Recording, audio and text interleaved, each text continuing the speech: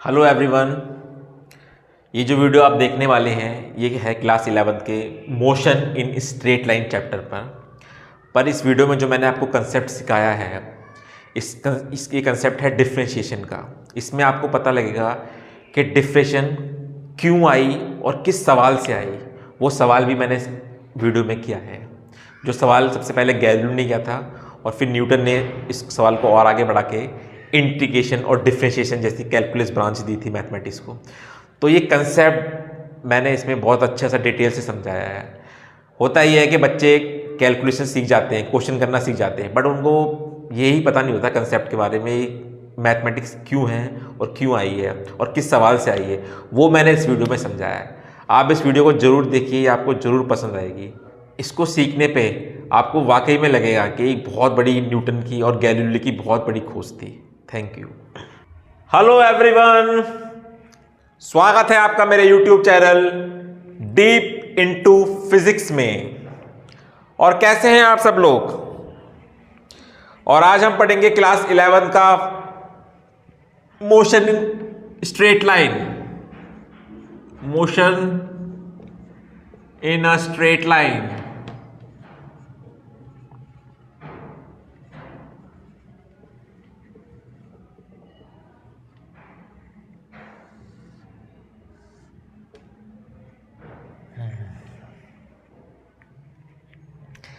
क्या है मोशन?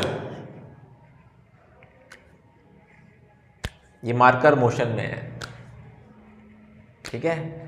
बाहर पेड़ों पे पत्ते हिल रहे हैं, पत्ते मोशन में है। मोशन, तो मैं आपको अभी थोड़े से एग्जांपल बताता हूं मोशन के।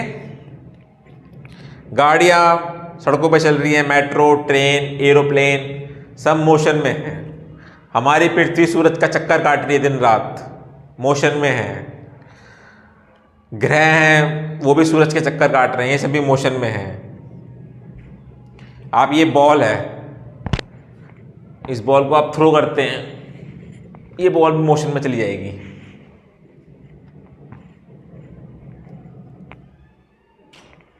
और ये देखिए, ये पानी की बोतल है, इस पानी का ये पानी जो है मोशन में है।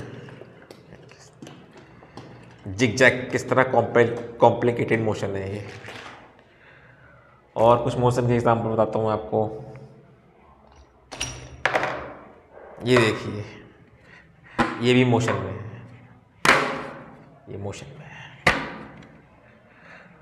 ठीक है। किसी भी तरह का मोशन हो, एक ये देखिए, ये मोशन में है।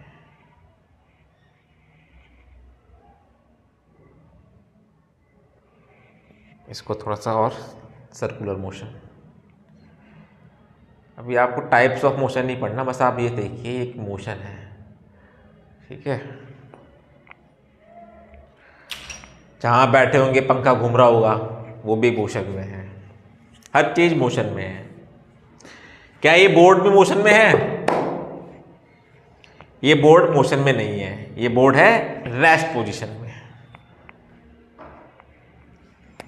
Rest position.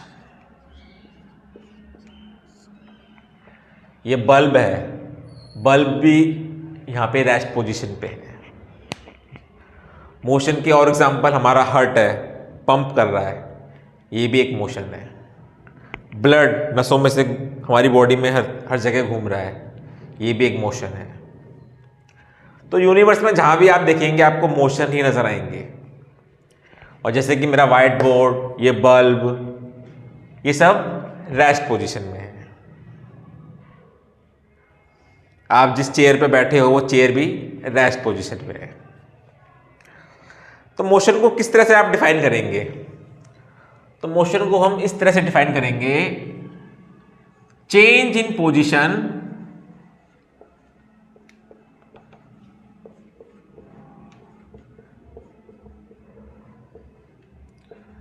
with respect to time is called motion.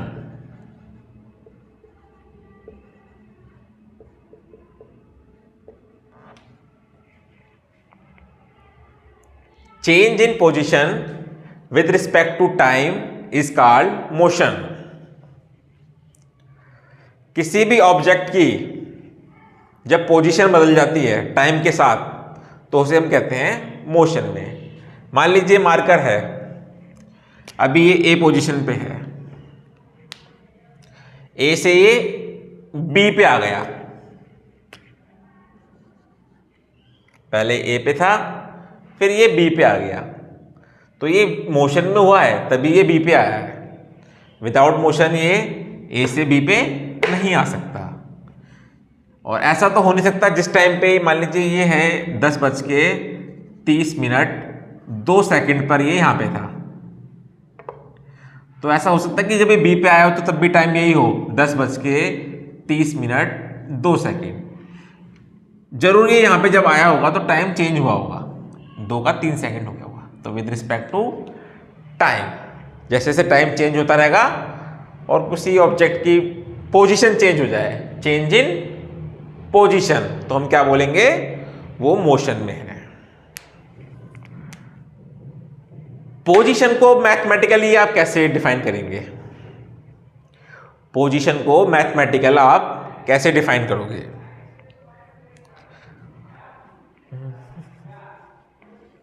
Position को हम मैथमेटिकल कुछ इस तरह से डिफाइन करेंगे। ये मान लीजिए ए पोजीशन है, यहां पे पहले मेरा मार्कर था और फिर ए से वो बी पे आ गया, तो इस तरह से हम 2 कोऑर्डिनेट बना लेंगे। ठीक है, मान लीजिए ये कोऑर्डिनेट है 4 और ये कोऑर्डिनेट है 7 और ये है आपका 6 और ये है आपका 5, तो उसके कोऑर्डिनेट हो जाएंगे 4 और 6। ये आपने कार्टेशियन कोऑर्डिनेट 10th क्लास में पढ़ा है, ये 7 5। तो ये ए जो है ये इसके कोऑर्डिनेट हैं और यही इसकी पोजीशन बता रहे हैं। ठीक है, अगर मान लीजिए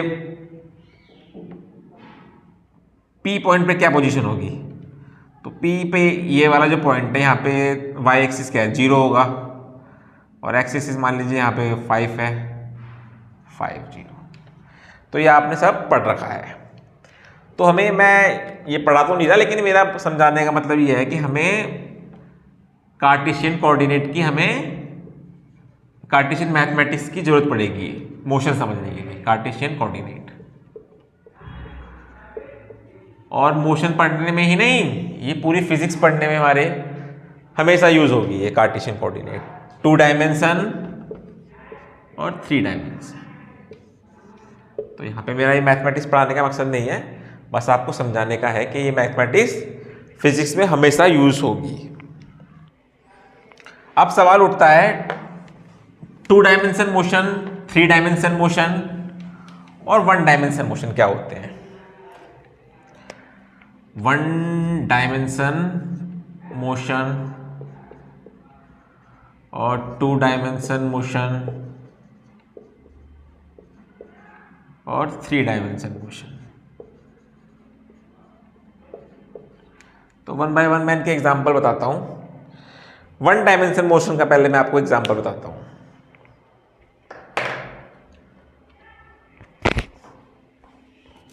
ये बॉल आप देख रहे हैं, इसको जस्ट मैं ड्रॉप कर रहा हूं। इस बॉल का पाथ देखिए आप, इस बॉल का, जो मैंने इस बॉल को जब ड्रॉप करा तो उसका पाथ एकदम स्ट्रेट लाइन में था। ठीक है, ये हमारा जो ये पाथ है, दिस पाथ, ये स्ट्रेट लाइन है, तो उसे हम बोलेंगे 1 डायमेंशन मोशन। ठीक है, तो काफी सारे एग्जांपल हैं 1 डायमेंशन मोशन के। सड़कों पे जो गाड़ियां चलती हैं, बाइक्स चलती हैं, तो इनको हम 1 डायमेंशन मोशन मान लेते हैं। तो 1 डायमेंशन मोशन मान के ही इनको हम कैलकुलेशन करते हैं। अगर आप इस तरह से भी स्ट्रेट लाइन पाथ पे है इसका बॉल का, तो ये भी हमारा वन डायमेंशन मोशन है। अब कुछ एग्जांपल टू डायमेंशन मोशन के। आपने एक बॉल ली, इस तरह की बॉल ली, और जब आप उसको थ्रो करते हो इस तरह से, तो उसका पाथ किस तरह से होता है? मान लीजिए ये है फ्लो, और यहाँ से आपने थ्रो किया तो उसका पाथ कुछ इस तरह से होता है। ये जो पाथ होता है ये पैराबोला होता है। पैराबोला भी आप 11वीं क्लास में पढ़ोगे, पैराबोला, इसकी क्या प्रॉपर्टीज होती हैं ये सब पढ़ोगे आप। तो जब हम कोई बॉल थ्रो करते हैं तो उसका जो पाथ होता है वो स्ट्रेट नहीं होता, पैराबोला होता है। और इसको हम जब हम पैराबोला की स्टडी करते हैं तो हम इसको दो डायमेंशन लेने पड़ेंगे हमें, मतलब दो कोऑर्डिनेट लेने पड़ेंगे। ये एक्स कोऑर्डिनेट है, ये वाई कोऑर्डिनेट है, तभी हम इसकी स्टडी कर पाएंगे। और दो डायमेंशन हमें जरूरत पड़ेगी इसके स्टडी की, इसलिए टू डायमेंशन मोशन है, टू डायमेंशन मोशन। एक डायमेंशन में हम इसकी स्टडी नहीं कर सकते। आप सोचो कि हमने एक्स एक्सिस लेके इसकी स्टडी करें, नहीं कर सकते। या फिर वाई एक्सिस ले लिया हमने बस, और इसकी स्टडी आप तभी कर सकते हो इन दो डायमेंशन को लेके। लेकिन जब आप एक बॉल ड्रॉप करते हो उस तरह से, तो ये स्ट्रेट लाइन में नीचे आती है। जब कोई आप बॉल, ये आपने बॉल ड्रॉप करी, तो इसके लिए हमें बस एक एक्सिस की जरूरत है। या तो आप वाई एक्सिस ले लीजिए, ये आपने वाई एक्सिस ले लिया, ठीक है। हमें बस वाई एक्सिस की जरूरत है इसकी स्टडी करने में। कहीं भी जीरो मान लीजिए, फ्लोर को जीरो मान सकते हैं, जहां आपका मन हो वहां पे आप कोऑर्डिनेट जीरो मान सकते हैं, ठीक है। -1 -2, या फिर जीरो आप यहाँ मान लीजिए। मान लीजिए आप जब बॉल ड्रॉप कर लें तो उस पोजीशन को आप जीरो मान लीजिए, ठीक है। ये हमारी चॉइस होती है कोऑर्डिनेट मानने की। और हम मानते वहाँ पर है जहाँ से हमारी कैलकुलेशन इजी हो जाए, या जहाँ से हम कुछ रिजल्ट निकाल पाए। ऐसे नहीं कि आपने इसको जीरो मान लिया, इसको जीरो मान लिया, कुछ इस तरह से जीरो निकाल, जहाँ मानो जहाँ से आपके रिजल्ट कुछ वैल्यू निकल जाए, कुछ रिजल्ट निकल जाए। सेम इसी तरह जैसे कि पैराबोला में हम ऑरिजिन हमने यहाँ माना है, हम ऑरिजिन यहाँ भी मान सकते हैं। ये जीरो मान लीजिए, ये आपका एक्सिस हो गया, ये वाई एक्सिस हो गया। जैसे आप फिजिक्स पढ़ोगे आगे समझ में आता जाएगा आपके। और थ्री डायमेंशन मोशन का एग्जांपल, ये देखिए। नहीं सॉरी, पहले मैं टू डायमेंशन मोशन का एग्जांपल और दिखा देता हूं आपको। ये देखिए, ये एक सर्कुलर मोशन कहते हैं इसे, ये आप नेक्स्ट चैप्टर में पढ़ोगे। ये एक टू डायमेंशन मोशन है। इसको डिफाइन करने के लिए हमें दो एक्सिस की जरूरत है, एक्स एक्सिस और वाई एक्सिस।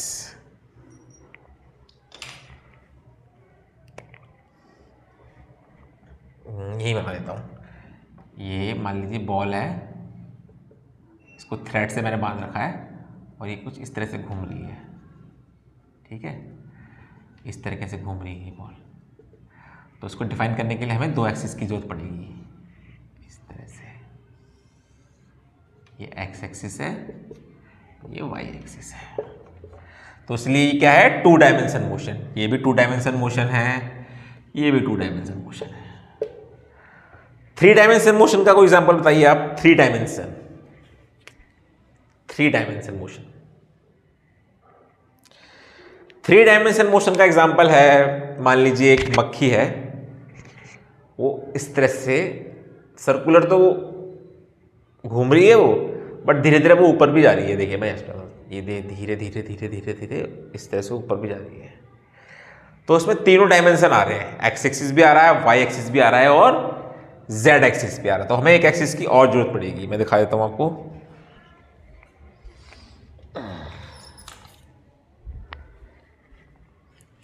ये देखिए, ये तीन एक्सिस हो जाएंगे। ये जो एक्सिस है इससे परपेंडिकुलर है, मतलब ये है ना एकदम बोर्ड के अंदर जा रहा है इस तरह से, ऐसे, ठीक है। X axis, Y axis, Z axis, ठीक है। मान लीजिए कोई मोशन इस तरह से हो रहा है, ये तो हो गया सर्कुलर मोशन, लेकिन सर्कल के साथ साथ वो बाहर भी आता है। ये देखिए, ये बाहर आ रहा है, धीरे धीरे बाहर आ रहा है। आप इस कैप को देखिए, कैप आप देख रहे हैं ना, मान लीजिए कि ये ऑब्जेक्ट है, कैप पे बस आप कैप पे ध्यान दीजिए, ब्लैक कलर की कैप है, और ये देखिए अगर ये इस तरह से घूम रहा है तो ये तो एक 2 डायमेंशन मोशन है, ठीक है। बस आप कैप पे ध्यान दीजिए, ये 2 डायमेंशन मोशन है, लेकिन धीरे धीरे वो बाहर भी आ रहा है, ये देखिए। तो हमें इस वाले एक्सिस की जरूरत पड़ेगी, ये वाले एक्सिस की, ये जेड एक्सिस है, तो ये 3 डायमेंशन मोशन हो गया। तो 3 तरह के मोशन होते हैं, 1 डायमेंशन, 2 डायमेंशन और 3 डायमेंशन मोशन। और तीनों, और अभी हम जो इस चैप्टर में पढ़ेंगे, हम पढ़ेंगे 1 डायमेंशन मोशन। अगले चैप्टर में पढ़ेंगे हम 2 डायमेंशन मोशन। तो शुरू करते हैं हमारा ये मोशन इन स्ट्रेट लाइन। शुरू करने से पहले मैं आपको एक बात और समझा देता हूं।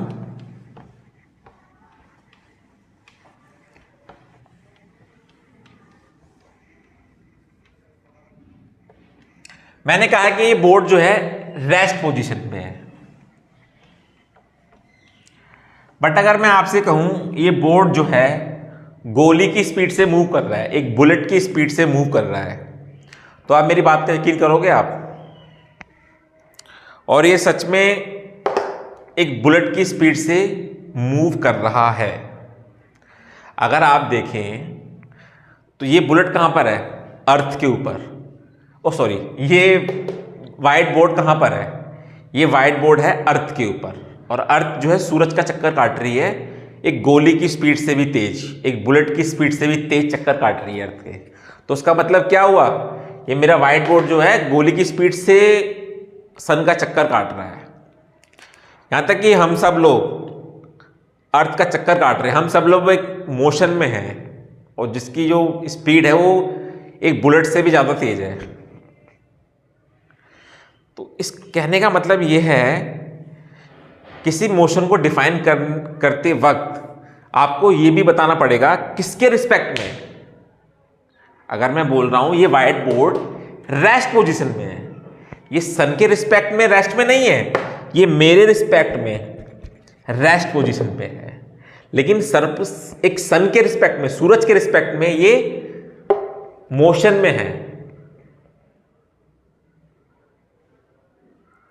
तो ये डिफिनेशन का मतलब तभी है जब आपको इसका ऑब्जर्वर पता हो, ऑब्जर्वर जो देख रहा है, या फिर रेफरेंस पॉइंट, एक पॉइंट हम मानेंगे वहां से हम स्टडी करते हैं, जहां से हम स्टडी करते हैं उसे हम रेफरेंस पॉइंट बोलते हैं। बिना इसके मोशन या रेस्ट का कोई मतलब ही नहीं है। आप किसी को भी नहीं बोल सकते ये रेस्ट में है, मोशन में, आपको स्पेसिफाई करना पड़ेगा। आम जिंदगी में हमें मतलब नहीं होता, और आम जिंदगी में हम बोल रहे हैं कि ये ट्रेन मूव कर रही है, हम बोलते हैं ये ट्रेन मूव कर रही है। हम ये नहीं बोलते कि ये सड़क के रिस्पेक्ट में, या जो स्टेशन है या ट्रैक है या जमीन है उसके रिस्पेक्ट में ये मोशन में है। हम ऐसा बोलते ही नहीं है, क्योंकि इस कॉमन सेंस है। ये ट्रेन मूव कर रही है तो ऑब्वियसली ये जो ये जमीन के रिस्पेक्ट से ये मूव कर रही है। लेकिन मान लीजिए आप ट्रेन के अंदर हैं और वहां पे एक बच्चा भाग रहा है, कूद रहा है, उछल रहा है, आप उस बच्चे से बोलते हो चुपचाप शांत बैठ जाओ, तो बच्चा चुपचाप शांत बैठ जाता है, हिलता नहीं है बिल्कुल भी। तो आप खुश हो जाते हो, हाँ अब बच्चा रेस्ट में है, अब शांत बैठा है। आपने बोला बच्चा शांत बैठा है, किसके रिस्पेक्ट में बोला आपने? आपने ट्रेन की रिस्पेक्ट में बोला बच्चा शांत बैठा है। आपने यहां पे आपने बोला बच्चा ट्रेन की रिस्पेक्ट में शांत। हम चीजों को फील कर लेते हैं लेकिन उसको एक्सप्रेस नहीं कर पाते। फिजिक्स में हमें उसको एक्सप्रेस भी करना होता है। ट्रेन में सब लोग समझ गए बच्चा शांत बैठा है, सब लोगों को पता है, हाँ, लेकिन जो बाहर जो ट्रैक है उसके रिस्पेक्ट में बच्चा 100 किलोमीटर पर आवर की स्पीड से मूव हो रहा है ट्रेन के साथ साथ। अगर बाहर जो स्टेशन है, अगर वहां से अगर आप देखते हैं तो आपको दिखेगा ये बच्चा तो 100 किलोमीटर पर आवर की स्पीड से मूव हो रहा है। लेकिन जब हम ट्रेन के अंदर होते हैं तो हमने बच्चे को शांत बिठा रखा है, तो उसका मतलब है बच्चा रेस्ट पोजीशन में तो है, बट वो ट्रेन के रिस्पेक्ट में रेस्ट पोजीशन में है।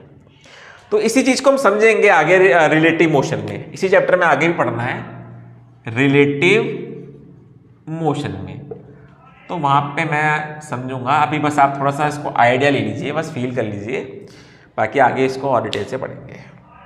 आपको समझ में आ गया होगा कि ऑब्जर्वर, किसी भी मोशन को डिफाइन करने के लिए ऑब्जर्वर भी हमें पता होना चाहिए, तभी उसका मतलब होता है।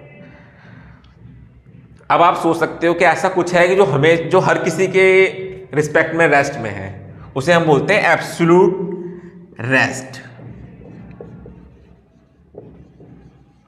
और ऐसा कुछ भी नहीं है जो सभी के रिस्पेक्ट में रेस्ट में हो।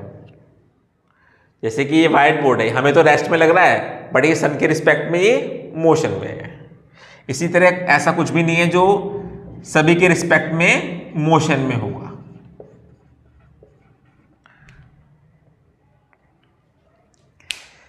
चलिए शुरू करते हैं।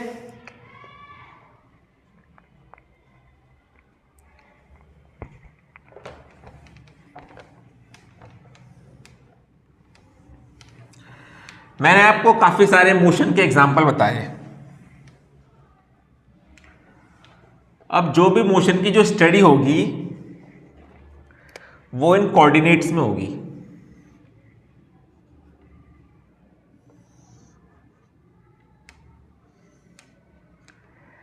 X axis, Y axis, Z axis.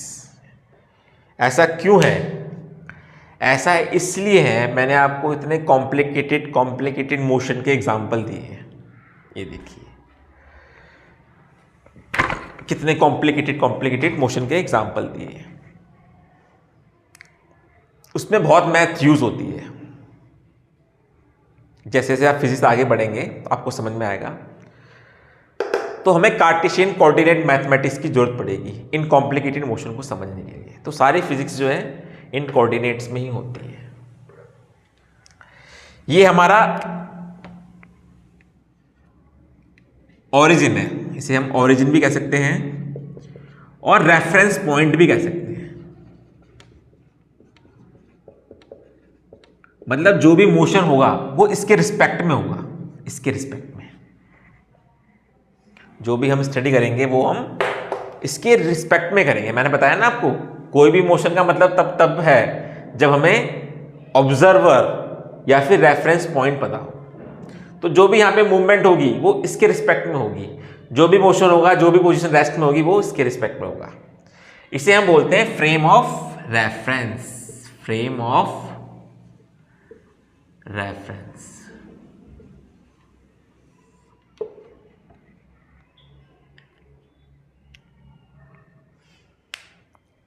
लेकिन अभी हम पढ़ रहे हैं motion in a straight line.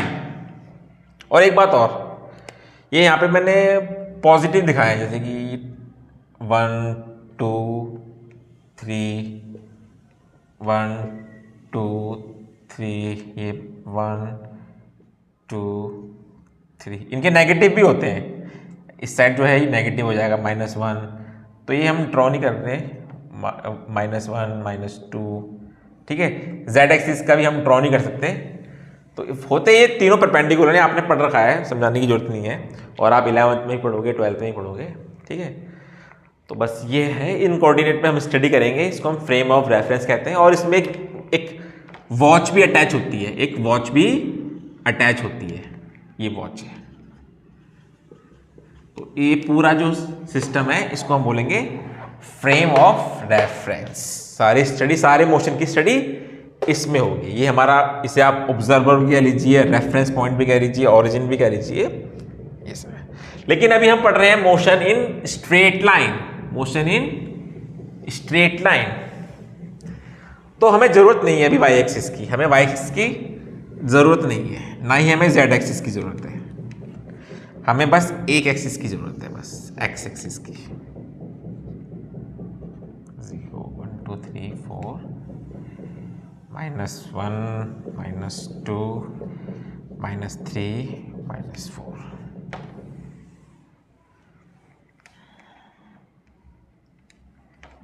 और ये वॉच साथ में, ये एक्सिस और ये भी हमारा फ्रेम ऑफ रेफरेंस है। और हमें अभी वाई एक्सिस और जेड एक्सिस की जरूरत नहीं है, क्योंकि हम पढ़ रहे हैं motion in a straight line. तो जैसे कि मैंने आपको कहा कि सारी जो स्टडी होगी वो इस फ्रेम ऑफ रेफरेंस में होगी, और हम पढ़ रहे हैं motion in a straight line, तो हमें वाई एक्सिस और जेड एक्सिस की जरूरत नहीं है। तो शुरू करते हैं सारी स्टडी हम इस फ्रेम ऑफ रेफरेंस में। तो आप लोगों ने सुन रखा है डिस्टेंस के बारे में, बचपन से आपने पढ़ा है डिस्टेंस के बारे में, स्पीड के बारे में, टाइम्स के बारे में। तो डिस्टेंस पहले पढ़ते हैं हम। डिस्टेंस,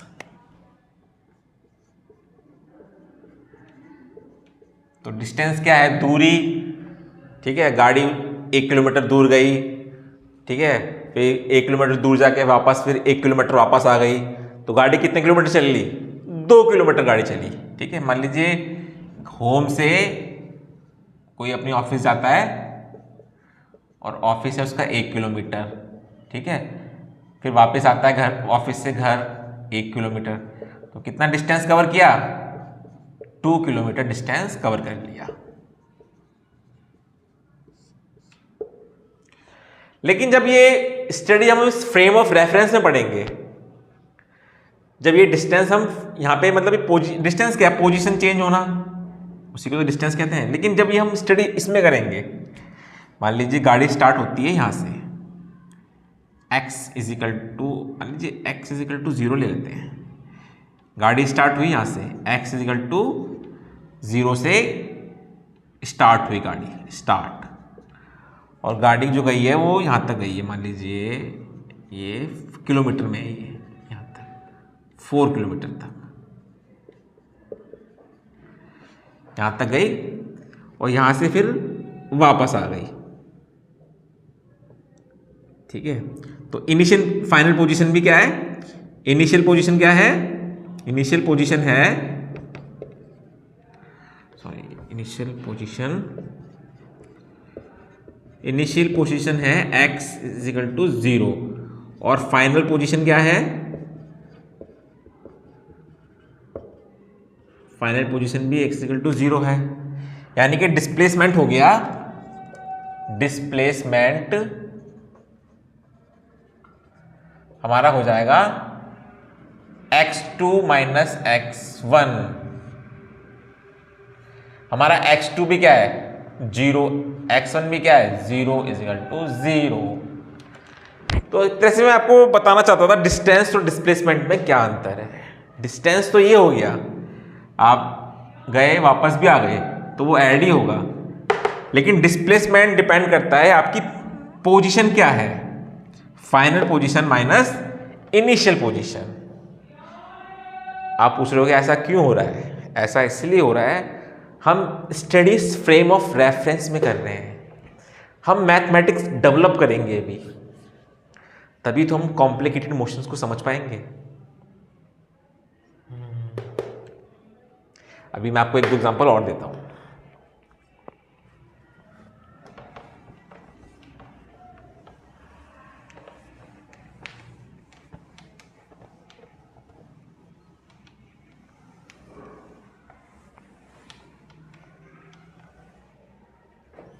ये हमारा फ्रेम ऑफ रेफरेंस है, ठीक है। तो अभी हम स्ट्रेट लाइन पढ़ रहे हैं, तो एक्स एक्सिस की जरूरत है हमें बस, ठीक है। यहाँ पे 0 मान लीजिए, कहीं भी 0 मान सकते हैं। मान लीजिए 40 मीटर, 80 मीटर लेते हैं, 40 का डिफरेंस लेते हैं, 120 मीटर, 160 मीटर, 200 मीटर, 240 मीटर। इस तरह से यहाँ माइनस में हो जाएगा, -40 मीटर, -80 मीटर, -120 मीटर। ये मेरी कार है, मेरी कार यहाँ पे है, मेरी कार यहाँ पे है, यानी x1, इसको हम x1 ले लेते हैं, ठीक है। x1 80 पे है मेरी कार, ये इनिशियल पोजीशन है, इनिशियल पोजीशन। और ये कार यहाँ से यहाँ पे आ गई, यानी कि x2 क्या है मेरा? 200, ये फाइनल पोजीशन है। तो डिस्प्लेसमेंट कितना हो जाएगा, डिस्प्लेसमेंट को हम लिखेंगे डिस्प्लेसमेंट, और इसको हम लिखते हैं सिंबल। ये जो डेल इसे बोलते हैं डेल, ये सिंबल जो होता है ये चेंज का सिंबल होता है, कितना डिस्टेंस चेंज, मतलब कितना पोजीशन चेंज हुआ। तो x2 माइनस x1, x2 है आपका 200 माइनस 80 इजिकल टू कितना आया 120 मीटर, और डिस्प्लेसमेंट की यूनिट है मीटर, ऐसा यूनिट। तो ये हमारा डिस्प्लेसमेंट हो गया। डिस्प्लेसमेंट और यहां पे डिस्टेंस कितना होगा, डिस्टेंस भी यहां पे कहां था हमारी इनिशियल पोजीशन, क्या थी हमारी 80, यहां से डिस्टेंस भी यहां पे आपका 120 मीटर आएगा। पर जरूरी नहीं है कि हमारा डिस्टेंस और डिस्प्लेसमेंट हमेशा अलग अलग भी आते हैं, अभी आपको और मैं एग्जांपल से सिखाऊंगा। और डिस्टेंस को हम पाथ लेंथ भी कहते हैं, पाथ लेंथ। देखिए डिस्प्लेसमेंट, मान लीजिए ये कार यहां से स्टार्ट हुई, x1 80 है, ये कार जो है x1 80 से स्टार्ट हुई, और ये इस तरह से यहां गई, फिर यहां गई, 10-12 चक्कर काटे इसने, ये इस तरह से चक्कर, काफ़ी सारे चक्कर काट लिए, और घूम फिर के लास्ट में यहाँ पे आ गई, मान लीजिए यहाँ पे आ गई। ये x1 है, ये x2 है, ठीक है। तो डिस्प्लेसमेंट कितना होगा, डिस्प्लेसमेंट होगा x2 माइनस x1, x2 कितना है 120 माइनस 80 कितना आया 40 मीटर। आप समझ रहे हैं इस कार ने कितने चक्कर काटे, यहां से यहां गई, यहां से यहां गई, वापस फिर इधर आई, लेकिन फिर भी डिस्टेंस कितना कम आ रहा है 40 मीटर। लेकिन अगर आप पाथ लेंथ या डिस्टेंस देखोगे, देखो कितने, कम से कम 2000 मीटर तो आएगा, ये अराउंड मान रहा हूं मैं, ठीक है। तो आप ये कंसेप्ट समझे, डिस्प्लेसमेंट और पाथ लेंथ या फिर डिस्टेंस में क्या कंसेप्ट है। डिस्प्लेसमेंट हम इस फ्रेम ऑफ रेफरेंस में स्टडी कर रहे हैं डिस्टेंस को, ताकि हम कॉम्प्लिकेटेड मोशन को समझ पाए। ये तो भी शुरुआत है, सारी फिजिक्स इन कोऑर्डिनेट में पढ़ी जाएगी जहां हमें जरूरत पड़ेगी। तो ये डिफरेंस है पाथ लेंथ और डिस्प्लेसमेंट पे। देखिए एक एग्जांपल और ले लीजिए, चलिए मान लीजिए कार जो है यहां पे है, और यहां से ये गई और यहां पे आ गई, तो इसका x1 भी यही है, x2 भी यही है, तो उसका डिस्प्लेसमेंट कितना आएगा, इसका डिस्प्लेसमेंट आएगा 0। लेकिन पाथ लेंथ या डिस्टेंस कितना आएगा, यहां से 40 यानी कि 200 जाने के 200 आने के, यानी कि 400 मीटर, ठीक है। तो इस वाले केस में डिस्प्लेसमेंट होगा हमारा 0 और पाथ लेंथ होगा, पाथ लेंथ या डिस्टेंस होगा 200 मीटर, सॉरी 400 मीटर, यानी कि 200 जाने के फिर 200 आने के, 400 मीटर। तो ये डिस्टेंस और डिस्प्लेसमेंट का डिफरेंस। एक डिफरेंस और है,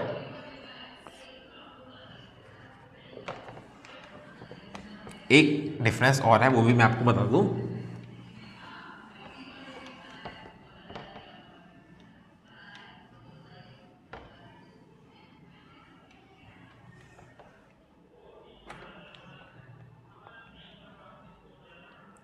मान ली मेरी कार यहां पे है, ये x1 है, और कार आगे आके फिर इस तरह से यहां पे आ जाती है, ये x2 है, ठीक है। तो ये कार पहले कहाँ गई थी, पहले यहाँ पे गई थी और फिर ये यहाँ पे आई है। तो डिस्टेंस निकालते हैं पहले तो हम, सॉरी डिस्प्लेसमेंट इसको डेल एक्स से लिख देते हैं, ठीक है। x2 माइनस x1, x2 कितना है हमारा 40 माइनस 120, यहाँ पे देखिए नेगेटिव में आ रहा है, माइनस 80 मीटर आ रहा है यहाँ पे, समझ रहे ना आप। ये एक तरह से हमें डायरेक्शन भी बता रहा है कि पोजीशन किधर चेंज हुई है, पोजीशन इस साइड चेंज हुई है, ये देखिए। लेकिन डिस्टेंस हमें कोई डायरेक्शन नहीं बताता। ये देखिए पहले कार गई थी यहाँ पे, यानी कि 120 से 240 हो गए, 40 120, और 120 से फिर 120 240 240 280 280 और 40 320 मीटर। ये हमारा पाथ लेंथ। तो आई होप आपको कंसेप्ट समझ में आया हो डिस्टेंस और पाथ लेंथ का। ठीक है, ये एक मैथमेटिक्स के अंडर काम कर रहा है जिससे हम कॉम्प्लिकेटेड मोशन समझेंगे, और ये जो नॉर्मल हमारी लाइफ में जो यूज होता है जिस तरह से, ये डिस्टेंस है, पाथ लेंथ है। चलिए अब समझते हैं हम ग्राफ्स के बारे में। ये ग्राफ जो है हमारे मोशन को समझने में हमारे बहुत काम आते हैं।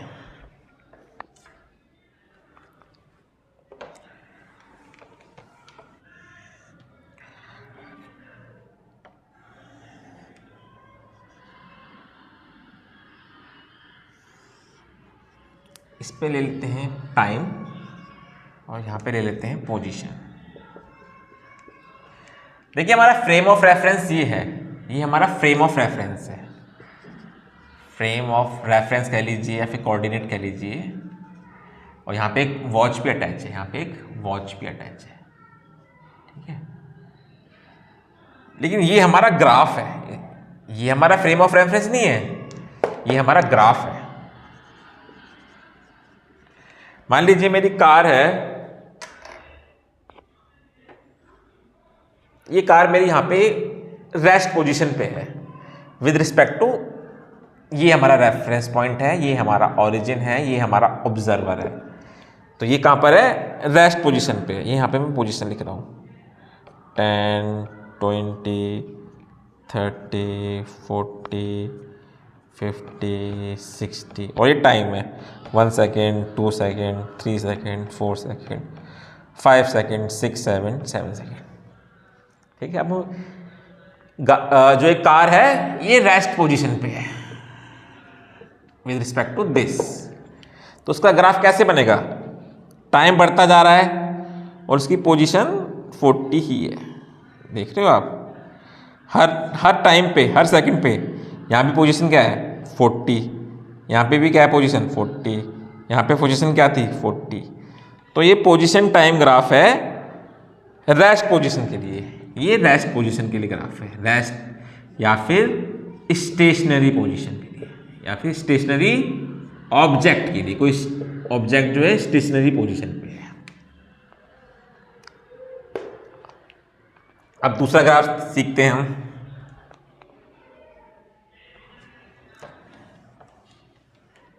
अब मान लीजिए कार जो है यूनिफॉर्म स्पीड से मूव कर रही है। यूनिफॉर्म स्पीड समझते हैं ना आप, मतलब हर इक्वल इंटरवल ऑफ टाइम में इक्वल डिस्टेंस कवर कर रही है। तो इसका ग्राफ कैसा बनेगा,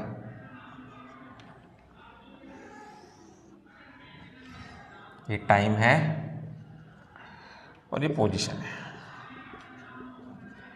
यहाँ पे इंटरवल हम 40 का ही ले लेते हैं, 40 80 120 160 200 और 240। यहाँ पे time 1 second 2 second 3 second 4 second 5 second 6 second 7 second 8 second 9 second. और मान लीजिए ये यूनिफॉर्म मोशन से मूव कर रहा है, तो उसका ग्राफ कुछ इस तरह से बनेगा, स्ट्रेट लाइन। ये किसके लिए है, for uniform motion, for uniform motion. और यूनिफॉर्म मोशन क्या होता है, यूनिफॉर्म मोशन होता है equal distance in equal interval of time. मतलब देखिए हर एक सेकंड में इक्वल डिस्टेंस कवर किया। देखिए ये देखिए, ये मान लीजिए, ये देखिए 1 सेकंड, ये है आपका,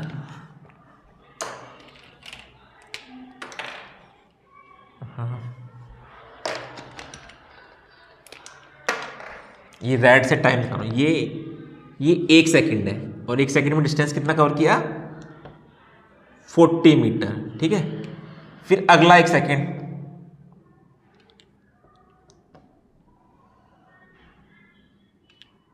ये अगला 1 सेकंड है, ये अगला 1 सेकंड और डिस्टेंस कितना कवर किया, यहां पे भी 40 मीटर। ठीक है, फिर अगले 1 सेकंड में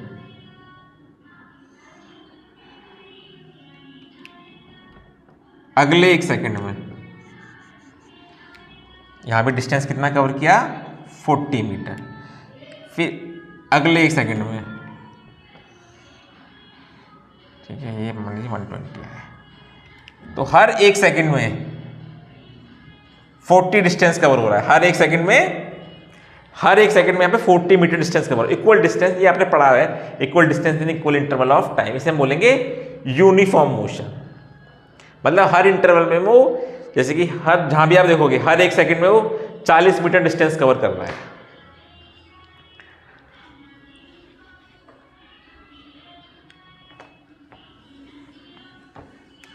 तो ये पोजीशन टाइम ग्राफ है फॉर यूनिफॉर्म मोशन। चलिए ग्राफ और देखते हैं।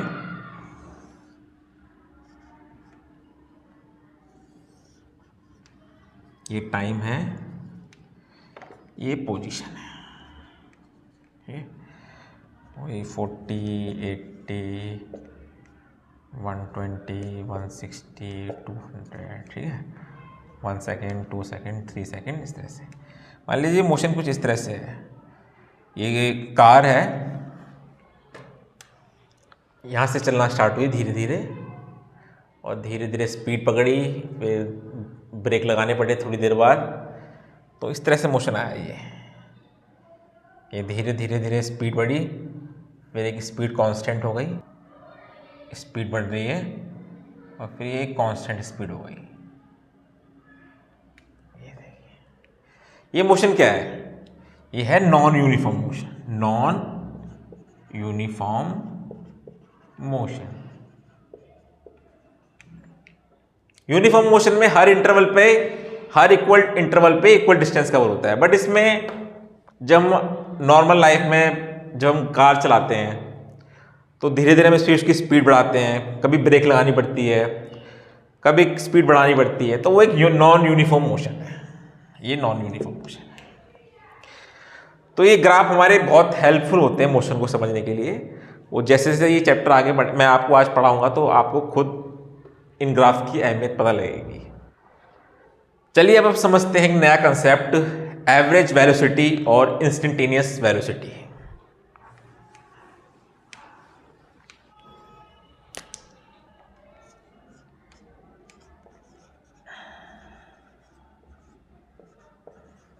एवरेज वेलोसिटी या फिर average speed.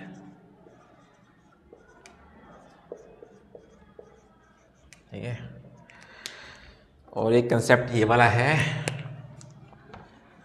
Instantaneous velocity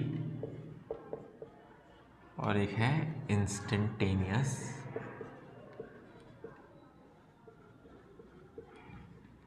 speed.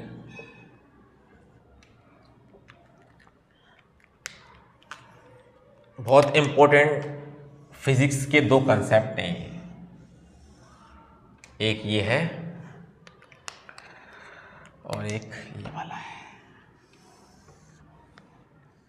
हम सोचते हैं कि ये स्पीड है, वेलोसिटी है, बहुत आसान है, 6th क्लास से पढ़ते आ रहे हैं। पर सही मायने में अगर मैं आपको बताऊं तो आप आज समझोगे, अगर मैं समझा पाया आपको एवरेज वेलोसिटी, एवरेज स्पीड क्या होती है और इंस्टेंट वेलोसिटी, इंस्टेंट स्पीड क्या होती है, आज आप सही मायने में समझोगे। और फिजिक्स की बुक में अगर आप वेलोसिटी, ओनली वेलोसिटी देखते हैं कहीं भी, पूरी फिजिक्स की बुक में सिर्फ आप वेलोसिटी लिखा हुआ देखते हैं, तो उसका मतलब इस वाली स्पीड से होता है।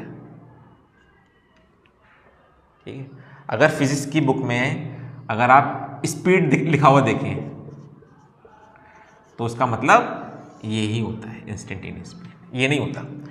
एवरेज अगर लिखा है, एवरेज के साथ हमेशा एवरेज लिखा होगा, जहां भी एवरेज वेलोसिटी की बात होगी तो एवरेज लिखा होगा, या फिर एवरेज स्पीड की जहां बात होगी वहां पे एवरेज स्पीड लिखा होगा। लेकिन हम इंस्टेंटेनियस लिखते नहीं है, ये वर्ड लिखते नहीं है, इंस्टेंटेनियस वर्ड हम लिखते नहीं है, ओनली वेलोसिटी लिख देते हैं। इसी तरह इंस्टेंटेनियस स्पीड नहीं लिखते, उसकी जगह से स्पीड लिख देते हैं। तो अभी तो आप बस ये समझिए, तो समझते हैं इसको अब। एवरेज और इंस्टेंटेनियस क्या है, एक कंसेप्ट बहुत इंपॉर्टेंट है, और इस कंसेप्ट की वजह से एक नई मैथमेटिक्स का जन्म हुआ था, कैलकुलस, डिफरेंशिएशन, इंटीग्रेशन, जो न्यूटन ने किया था। वो भी मेरा समझाने का आज मकसद होगा।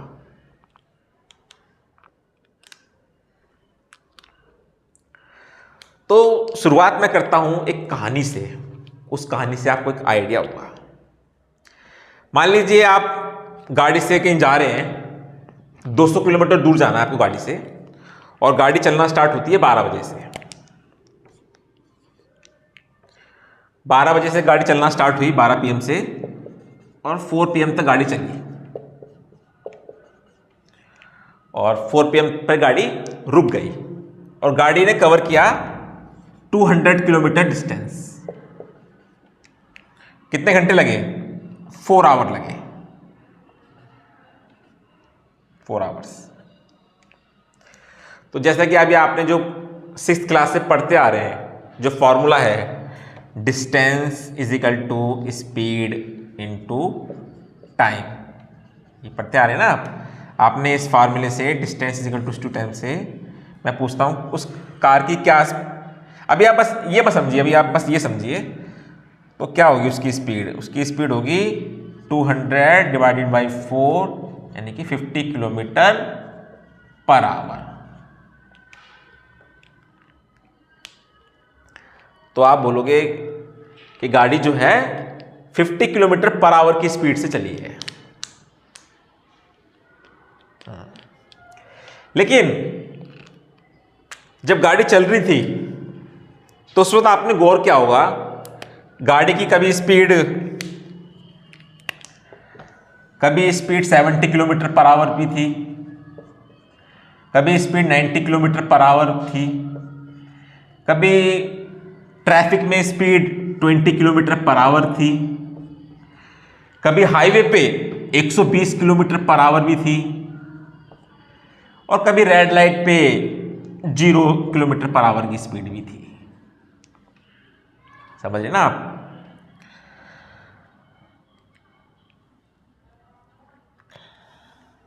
जो आपने ये स्पीड वो है जो आपने स्पीडोमीटर पे देखी थी, ये स्पीडोमीटर पे ये होता है ना स्पीडोमीटर, 60 किलोमीटर, 70 किलोमीटर, 90, 100, ठीक है, ये स्पीडोमीटर है जो गाड़ी में लगा होता है। तो ये जो है इसे हम बोलते हैं इंस्टेंटेनियस। उस क्षण कितनी वेलोसिटी थी? इंस्टेंटेनियस। और ये है एवरेज, ये है एवरेज। तो अभी तो आप एवरेज और इंस्टेंटेनियस वर्ड का मतलब समझिए। इसमें एक इंटरवल होता है, यहां पे इंटरवल क्या था? 12 से 4 के बीच में। ये जो एवरेज आई है ये 12 से 4 के बीच के इंटरवल में है, 12 से 4 के बीच का इंटरवल में आई है 50 किलोमीटर पर आवर। अगर मैं यहां पे, चलो मैं लिख देता हूं वेलोसिटी, तो ये इंटरवल है, समझ रहे आप? ये इंटरवल कुछ और भी हो सकता है, ये इंटरवल ये भी हो सकता है 2 से 3 के बीच का इंटरवल भी हो सकता है, तब कुछ और आएगी। लेकिन यहां पे एक फिक्स टाइम होता है। मान लीजिए 70 किलोमीटर तब थी जब हम वहां से गाड़ी से निकले, मतलब चलना स्टार्ट हुई थी। मान लीजिए ये 12 बज के, ये जो वेलोसिटी है ये है 12:35 की, ठीक है, और ये थी 12 बज के, ये मान लीजिए ये वेलोसिटी थी 2:30 पे, ठीक है। ये जब हम ट्रैफिक में फंस गए थे उस टाइम हो रहा था 3:30, ठीक है, और ये हाईवे पे तब थी जब 3:50 पे थी।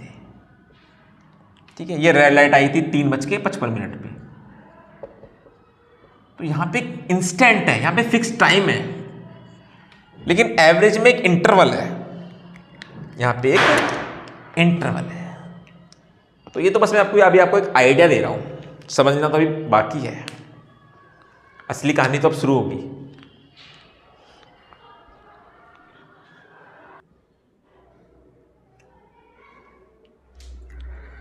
चलिए पहले हम समझते हैं एवरेज वेलोसिटी और एवरेज स्पीड को समझते हैं पहले, फिर हम इसके बाद ये समझेंगे।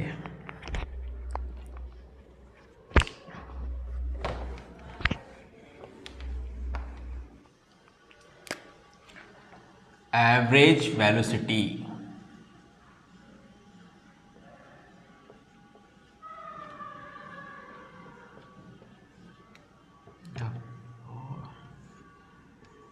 Average speed.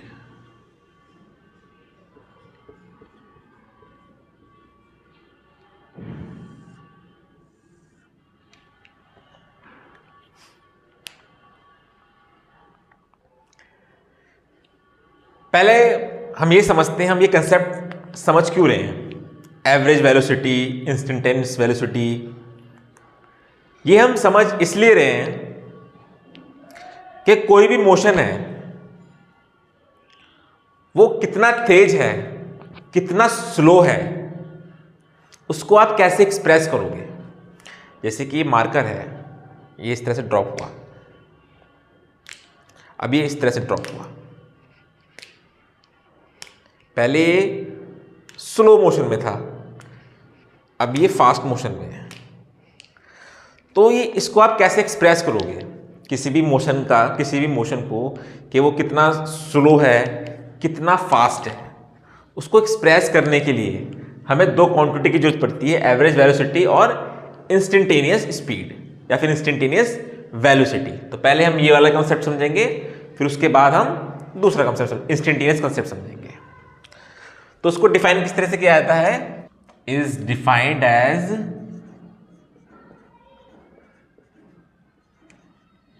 Change in position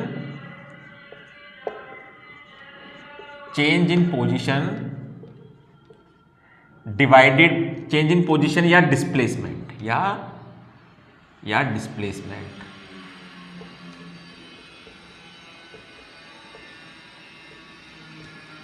divided by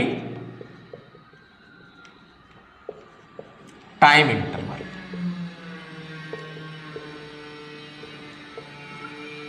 तो चेंज इन पोजीशन को ही डिस्प्लेसमेंट कहते हैं, और एवरेज वेलोसिटी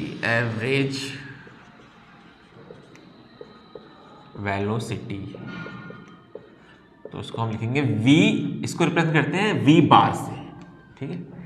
एवरेज वेलोसिटी का सिंबल है v bar is equal to, यानी कि x2 minus x1 divide by t2 minus t1। ये टाइम इंटरवल है, और ये जो है ये डिस्प्लेसमेंट है, डेल x या फिर डेल t। यही हमारा डिस्प्लेसमेंट है डिवाइड बाई टाइम इंटरवल।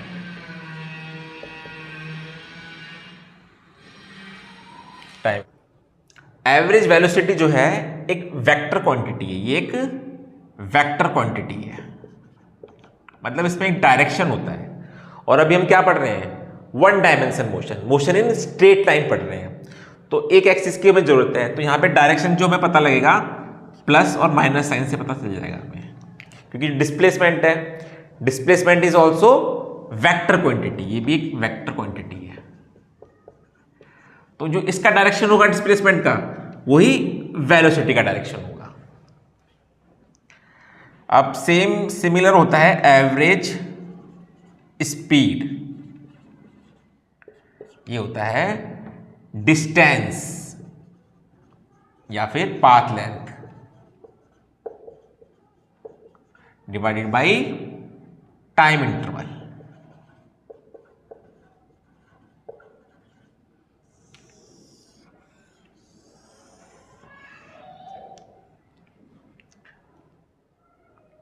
यहां पे जैसे मैंने आपको पहले क्वेश्चन कराया है, ये डिस्टेंस है डिवाइडेड बाय टाइम इंटरवल। तो ये एवरेज स्पीड डिपेंड करती है डिस्टेंस पे और एवरेज वेलोसिटी डिपेंड करती है डिस्प्लेसमेंट पे। ये हमारा कोऑर्डिनेट्स में होगा, जो आपने पढ़ा है फ्रेम ऑफ रेफरेंस में होगा, और ये जो नॉर्मल हम यूज करते हैं अपनी लाइफ में ये वो है path length divide by time interval. एक क्वेश्चन करते हैं जिससे आपको सारा कंसेप्ट क्लियर हो जाएगा।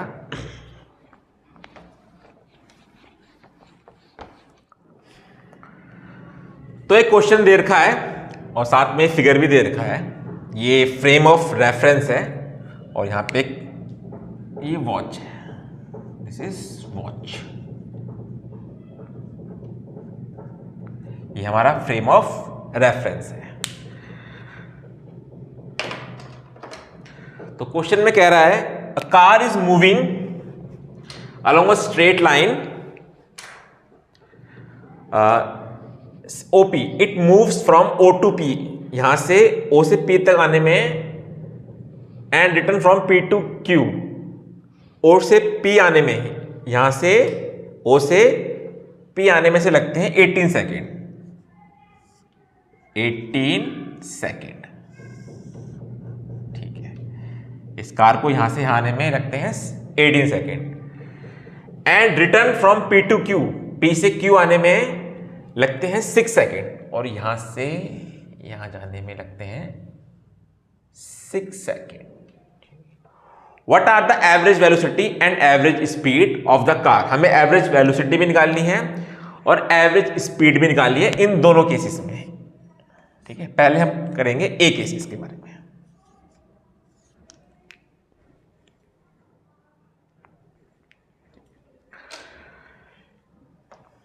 एवरेज वेलोसिटी निकालेंगे हम। V बार मतलब average velocity, displacement x2 minus x1 divided by time interval. x2 की वैल्यू क्या है? फ्रॉम OT, पहले हम ये वाला केस कर रहे हैं, फ्रॉम OTP, O से P तक जाने में। x2 हो गया हमारा 360 फाइनल पोजीशन, मतलब जैसे कि मैंने अभी आपको पहले जो कुछ क्वेश्चन कराए थे तो वो हम डिस्प्लेसमेंट निकाल रहे हैं अभी। 360 माइनस O के कोऑर्डिनेट क्या है, O की पोजीशन क्या है 0, डिवाइडेड बाई डेल टी कितना है 18 सेकेंड, यानी कि 20 मीटर पर सेकेंड। अब हम निकालेंगे एवरेज स्पीड। एवरेज स्पीड भी हमारी ये सेम ही आएगी, क्योंकि डिस्टेंस या पाथ लेंथ होता है distance divide by del T. Distance कितना है हमारा 360 meter divided by time interval, जो कि आएगा 20 मीटर पर सेकेंड। अब बी सिचुएशन देखते हैं, इस सिचुएशन को देखते हैं बी। तो यहां पे O से कार P पे गई, O से P पे गई और P से फिर Q पे आई। तो पहले हम करेंगे एवरेज वेलोसिटी। इनिशियल पोजीशन क्या है हमारी, sorry final position, x2 minus x1 divided by time interval. x2 है हमारा, अगर आप देखेंगे कार O से पहले P पे गई, P से फिर Q पे आई, लेकिन हमारे लिए मैटर करती है फाइनल पोजीशन डिस्प्लेसमेंट में। तो x2 है हमारा 240, इनिशियल पोजीशन थी 0। तो ये देखिए यहाँ पे, और टाइम इंटरवल कितना हो गया, टाइम इंटरवल हम दोनों लेंगे, 18 यहां तक गया फिर 6 यहां पे, यानी कि 24 सेकेंड, यानी कि जो एवरेज वेलोसिटी आएगी 10 मीटर पर सेकेंड। और ये देखिए पॉजिटिव आ रही है, इसका मतलब जो है पोजीशन चेंज इस साइड हुई है। चाहे कार कैसे भी घूम के आ जाए, चाहे कार ऐसे जाए फिर वापस आए 10 12 15 16 चक्कर काट के वापस अगर यहीं पे आ जाए, तब भी हम फाइनल पोजीशन यही लेंगे 240, जैसे मैंने आपको पहले डिस्प्लेसमेंट में समझाया था, ठीक है। बट एवरेज स्पीड में मैटर करता है कि कितनी कार चली, वहां पे डायरेक्शन मैटर नहीं करता, यहाँ पे डायरेक्शन मैटर करता है। ये इस साइड पोजीशन चेंज हुई है, इस साइड, तो हमने फाइनल पोजीशन यहाँ पे 240 ली थी, लेकिन यहाँ पे क्या होगा, यहाँ पे डिस्टेंस होगा, पहले ओ से पी पे गई, ये हो गया 360 मीटर, प्लस फिर यहाँ से यहाँ पे आई, यानी कि 120 मीटर और हो गया। यहाँ से यहाँ तक आने में 120 मीटर और हो गया, डिवाइड बाई टाइम वो लगेगा 24 सेकेंड, ये हो जाएगा 480 डिवाइड बाई 24, यानी कि 20 मीटर पर सेकेंड। तो देखिए आप यहाँ पे एवरेज वेलोसिटी, ये वेलोसिटी है और ये स्पीड है, दोनों के मैग्नीट्यूड में डिफरेंस है। तो यही एवरेज वेलोसिटी और एवरेज स्पीड में डिफरेंस होता है। अब समझते हैं सबसे most important concept, instantaneous velocity या फिर इंस्टेंटेनियस स्पीड। जैसे कि मैंने आपको पहले बताया, इस कंसेप्ट से ही मैथमेटिक्स की एक बहुत इंपॉर्टेंट ब्रांच आई है, कैलकुलस, जिसे हम डिफरेंशिएशन या इंटीग्रेशन भी कहते हैं। तो समझते हैं इस कंसेप्ट को।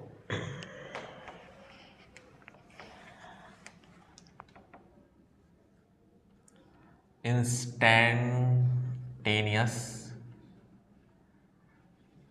वेलोसिटी या इंस्टेंटेनियस स्पीड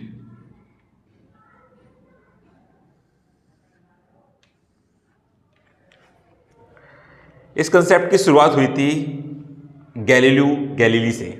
आपने इनका नाम सुना होगा। He is a great scientist, great mathematician, great philosopher. तो शुरू करते हैं इस कंसेप्ट को। इस कंसेप्ट की शुरुआत हुई थी गैलीलियो गैलीली से।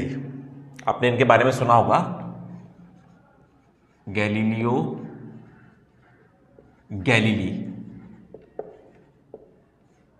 का जन्म हुआ था 1564 में से 1600।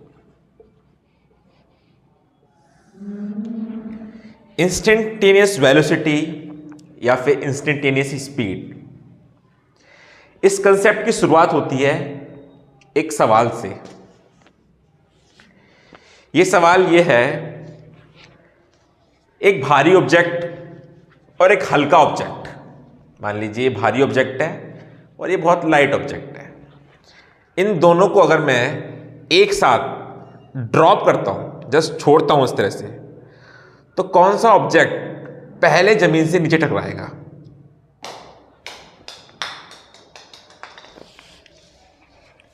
यस, इस सवाल से इस कंसेप्ट की शुरुआत हुई है। ये सब हम इसको डिटेल में नहीं समझेंगे, डिटेल में हम समझेंगे ग्रेविटी के चैप्टर में। लेकिन हाँ, कैसे ये कंसेप्ट, कैसे जो ये मैंने आपसे क्वेश्चन किया, ये सवाल इसको समझने में कैसे काम आएगा, तो वो आज हम समझेंगे। उस जमाने में तब ये माना जाता था जो भारी ऑब्जेक्ट होता है वो पहले नीचे गिरता है, पहले मतलब जमीन से टकराता है। अगर आप दोनों को एक साथ छोड़ें तो भारी ऑब्जेक्ट जो है वो पहले जमीन पे टकराएगा। पर गैलीलियो को ये बात समझ नहीं आई। उसने सोचा कि इस पे एक्सपेरिमेंट होने चाहिए, इसको एक्सपेरिमेंट से देखा जाना चाहिए कि कौन सा ऑब्जेक्ट पहले जमीन पर पहुंचेगा।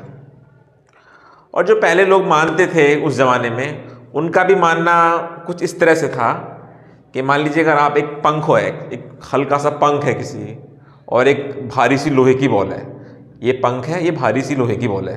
अगर आप दोनों को ड्रॉप करोगे तो आप देखोगे ओब्वियसली जो है पंख जो आराम से लहराता हुआ धीरे धीरे नीचे गिरेगा और लोहे की बॉल जल्दी जमीन से टकरा जाएगी। तो गैलीलियो को इसमें लगा कि ये पंख जो है हवा की वजह से ये धीरे धीरे नीचे गिरता है। तो उसने एक्सपेरिमेंट करना चाहा। उसने सवाल किया कि मान लीजिए 2 किलो की लोहे की बॉल है, एक 3 किलो की लोहे की बॉल है, अगर दोनों को आप ड्रॉप करोगे तो पहले कौन सा ऑब्जेक्ट नीचे पहुंचेगा? तो वो इस सवाल का जवाब जानना चाहता था। तो इस सवाल का जवाब जानने के लिए उसने काफ़ी एक्सपेरिमेंट करे। उस समय घड़ियाँ भी नहीं होती थी, तो उसने खुद अपनी घड़ियाँ बनाई। पानी की बूंदों से उसने टाइम को कैलकुलेट करा, ठीक, वो मैं डिटेल से तो समझाऊंगा नहीं, लेकिन बस समझ लीजिए काफ़ी मुश्किल टास्क था उसके लिए ये पता लगाना कि कौन सा ऑब्जेक्ट पहले, दोनों ऑब्जेक्ट को हम एक साथ छोड़ें तो कौन सा ऑब्जेक्ट पहले नीचे गिरेगा। और अगर आप देखेंगे खुद, अगर आप करके देखें, अब अगर आप कोई बॉल को ड्रॉप करा के देखें तो भी आप समझ नहीं पाएंगे, बहुत मुश्किल होता है, क्योंकि नीचे जाते जाते उसकी स्पीड बढ़ जाती है, मोशन तेज हो जाता है। तो उसने कुछ, ये जो एक्सपेरिमेंट है, उसने इस तरह के इंक्लाइंड प्लेन लिए और यहाँ से ऑब्जेक्ट को स्लाइड किया। तो इससे फ़ायदा ये रहता है कि वो धीरे धीरे नीचे गिरते हैं, तो उससे वो रेशियो, जो इसका रेशियो और इसका रेशियो कुछ, क्या उसने मैथमेटिक्स तो थे ही वो काफ़ी अच्छे, तो उन्होंने मैथमेटिक्स यूज़ करके स्ट्रेट लाइन का ये जो ड्रॉप करते हैं फ्री फॉल, तो ये उन्होंने कैलकुलेट करा। तो उन्होंने कुछ डाटा दिया था, वो मैं आपको लिख के बताता हूँ।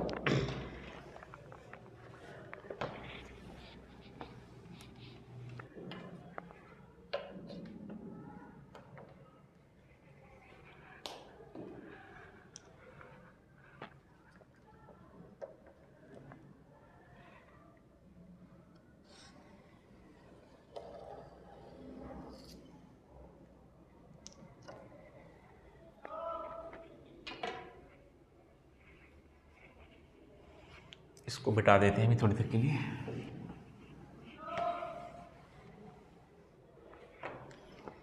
ये हमारी जमीन है,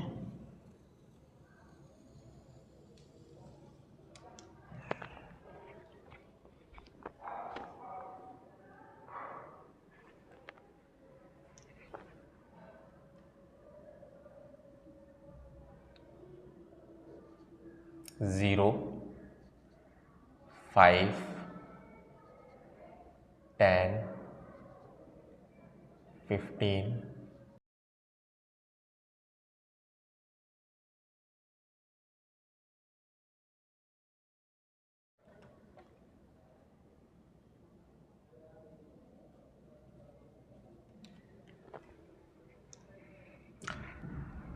मान लीजिए एक बॉल है, एक हैवी सी बॉल है। अभी ये बॉल है एस इजिकल टू 0 पोजिशन पे, ये मीटर में है और टाइम भी है इधर 0। ये देखिए इस बॉल को इस तरह से ड्रॉप किया जा रहा है, ये देख रहे हैं आप, इस तरह से। तो गैलीलियो ने बताया 1 सेकंड बाद, जब टाइम 1 सेकंड होगा तो बॉल पहुंच जाएगी यहां पे।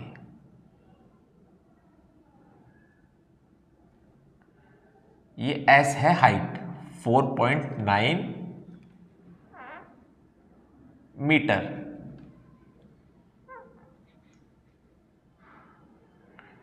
T is equal to 1 second, ठीक है। एस जो है हाइट है,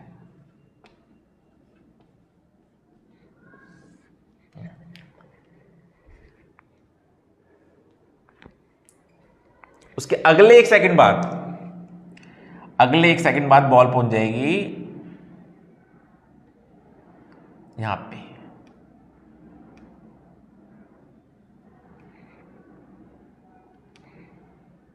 अगले 1 सेकंड बाद 19.6 मीटर, यानी कि टोटल 2 सेकंड बाद,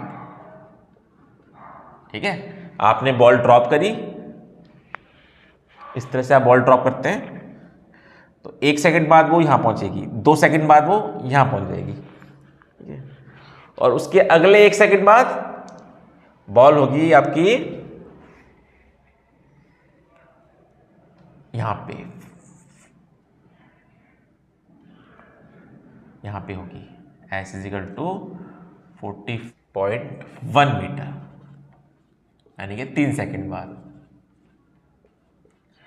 और अगले 1 सेकंड बाद होगी बॉल, अगले 1 सेकंड बाद बॉल पहुंच जाएगी 78.4, यानी कि यहाँ पे S is equal to 78.4 meter. t is equal to 4 second. और अगले 1 सेकेंड बाद बॉल पहुंच जाएगी 122 पॉइंट यहाँ देखिए यहाँ एस इजिकल टू 122.5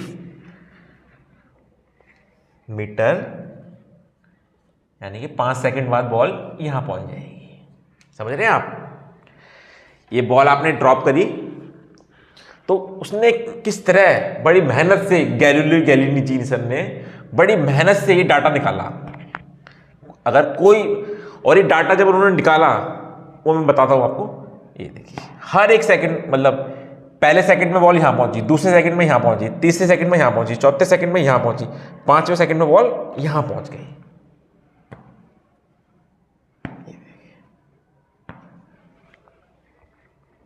कहने का मतलब ये है, ये जो डाटा उन्होंने निकाला, इस डाटा से उन्होंने ये भी बताया कि चाहे बॉल भारी हो, चाहे हल्की हो, चाहे मेटल की हो, चाहे नॉन मेटल की हो, चाहे प्लास्टिक की हो, चाहे ऑब्जेक्ट स्फेयर हो, चाहे सिलेंड्रिकल हो, चाहे किसी भी शेप में हो, ये डाटा सभी के लिए है। हल्की बॉल के लिए भी यही डाटा आएगा, भारी बॉल के लिए भी यही डाटा आएगा।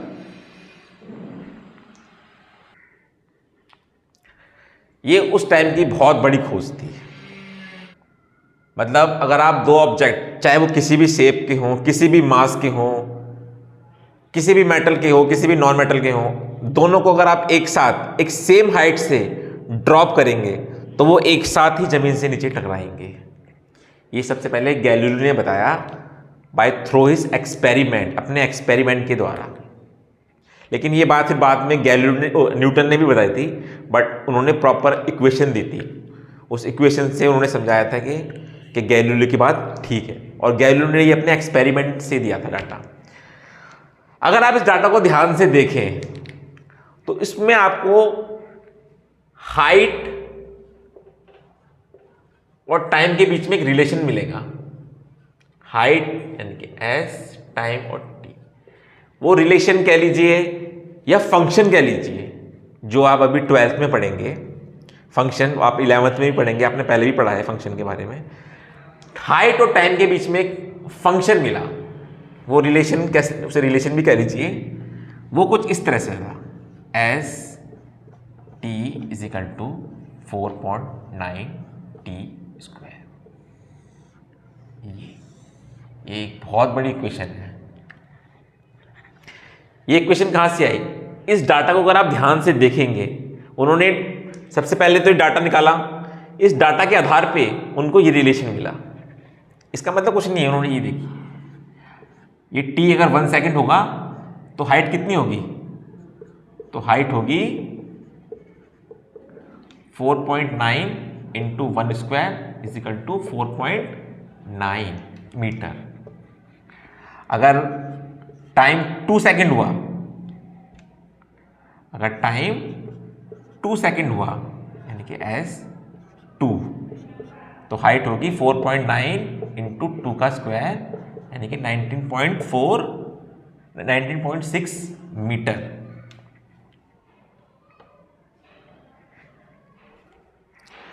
अगर टाइम 3 सेकेंड हुआ, 4.9 इंटू 3 का स्क्वायर 44.1 मीटर। अगर टाइम 4 सेकेंड हुआ तो 4.9 into 4 square is equal to 78.4 meter. अगर टाइम 5 सेकेंड हुआ, 4.9 into 5 square is equal to 122.5 meter. तो इस इक्वेशन से आप किसी भी टाइम पे आप ये पता कर सकते हो किस हाइट पे वो कहाँ पे होगा। आप मान लीजिए आपको निकालना है एस इक्वल टू 7.5 सेकेंड में कहाँ होगा, तो आप इजीली 4.9 इंटू 7.5 का स्क्वायर इस तरह से निकाल सकते हैं इस टाइम पे।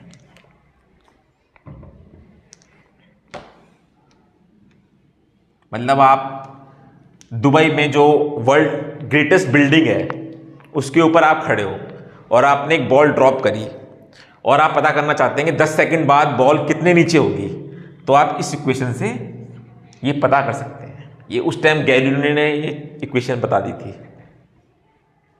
आप किसी बिल्डिंग पे खड़े और आपने ड्रॉप करा और आप पता करना चाहते हैं 10 सेकंड बाद वो बॉल कितने नीचे पहुंच गई, तो इस इक्वेशन से आप पता कर सकते हैं।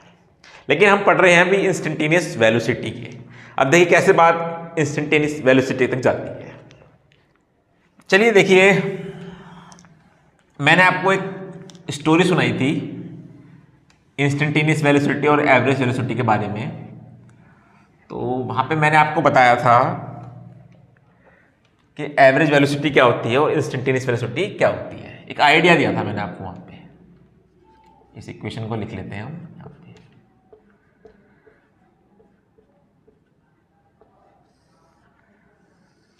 अगर मैं पूछूं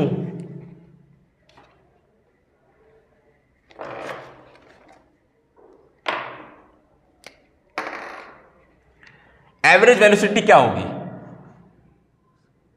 इंटरवल 0 सेकंड से लेके 5 सेकंड तक, तो आप बताओ ये फाइनल पोजीशन है यानी कि S5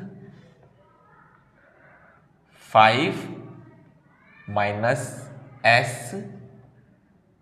S0 divided by del T कितना है, डेल टी हमारा 5 सेकेंड ही है, या तो इस लीजिए 5 - 0। यही तो एवरेज वेलोसिटी हुई हमारी। ये क्या है, ये पोजीशन है ना, और S5 की पोजीशन क्या है 122.5 माइनस, और S0 पे क्या पोजीशन है 0 डिवाइड बाई 5 सेकेंड। तो ये हमारी एवरेज वेलोसिटी है और ये आएगा 5 4 10 5 4 20 5 25 मीटर पर सेकेंड। तो ये हमारी एवरेज वेलोसिटी है।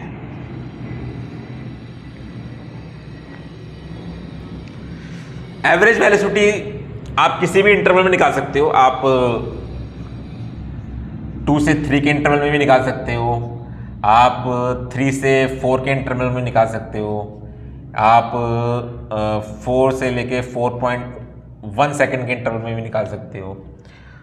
तो एवरेज वेलोसिटी तो हम निकाल सकते हैं। लेकिन सवाल ये है, मान लीजिए मैं एक सेब के पेड़ के नीचे खड़ा हूं और सेब का पेड़ एक डाली से टूटता है और आके मेरे सर पे गिरता है। जो सेब है जो मेरे सर से टकराया है वो कितनी वेलोसिटी या स्पीड से टकराया है, उसे हम बोलेंगे इंस्टेंटेनियस स्पीड या इंस्टेंटेनियस वेलोसिटी। उसे हम ये नहीं बोलेंगे एवरेज वेलोसिटी या एवरेज स्पीड। वो एवरेज वहां पे मैटर ही नहीं करता। उस क्षण क्या स्पीड थी उस सेब की, उस इंस्टेंट पे क्या स्पीड या वेलोसिटी थी जब वो मेरे सर से टकराया, उसको हम बोलेंगे इंस्टेंटेनियस वेलोसिटी या इंस्टेंटेनियस स्पीड। अब सवाल उठता है इसको कैलकुलेट कैसे किया जाए। अगर मैं आपसे बोलूं, मान लीजिए आपने एक बिल्डिंग पे खड़े हैं और बिल्डिंग से आपने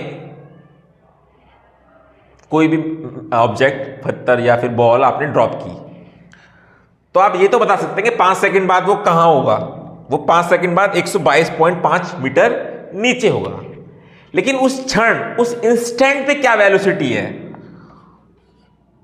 उसको हम बोलेंगे इंस्टेंटेनियस या इंस्टेंटेनियस वेलोसिटी या स्पीड। इन दोनों में डिफरेंस हम बाद में पता लगाएंगे। इंस्टेंटेनियस वेलोसिटी और इंस्टेंटेनियस स्पीड में क्या डिफरेंस है वो बाद में बताएंगे। पहले इस कंसेप्ट को समझते हैं, ठीक है। तो एक सवाल यहां से क्रिएट हुआ कि कैसे निकाली जाए हर एक इंस्टेंट पे, हर एक क्षण पे क्या वैल्यू होगी। इसकी पक्का एक इक्वेशन तो जरूर होगी। इसकी इक्वेशन इस टाइप से होगी, कुछ इक्वेशन होगी वो हमें कैलकुलेट करनी है। अब आप पूछ सकते हो कि सर इसमें इक्वेशन क्यों जरूरी क्यों है कि इसमें इक्वेशन हो।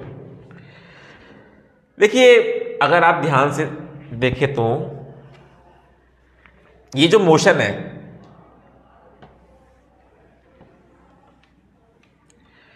ये जो मोशन है ये है तो नॉन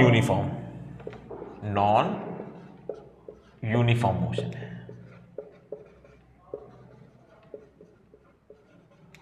क्योंकि इक्वल इंटरवल ऑफ टाइम में इसका डिस्टेंस बदल रहा है। हर इक्वल इंटरवल ऑफ टाइम पे इसका डिस्टेंस अलग अलग। देखिए यहाँ पे एक सेकंड में देखिए कितना कम डिस्टेंस कवर किया है, और अगले एक सेकंड में ये देखिए कितना ज़्यादा डिस्टेंस कवर किया है, और उसके अगले एक सेकंड में मैं दिखाऊं आपको के लिए, ये देखिए इस एक सेकंड में डिस्टेंस कवर किया है 44.1 माइनस 19.6 मीटर, ठीक है। और इस एक सेकंड में कितना डिस्टेंस कवर किया था, इस एक सेकंड में था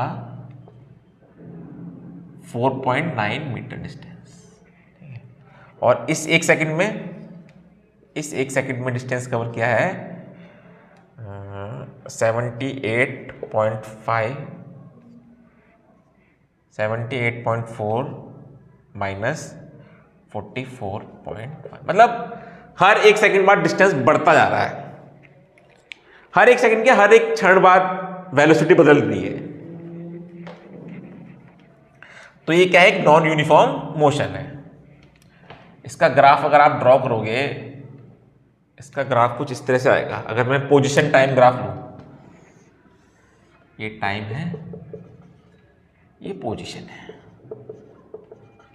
ये कुछ इस तरह से आएगा पोजीशन टाइम ग्राफ।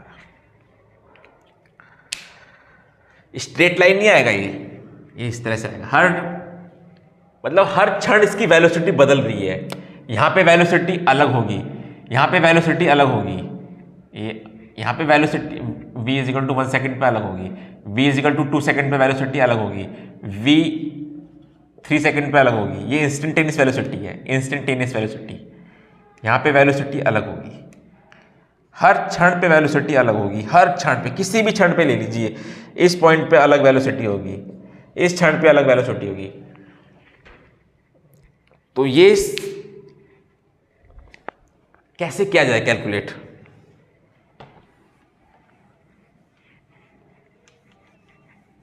चलिए मैं आपसे बोलता हूं कि आप एक बार ट्राई करके देखिए।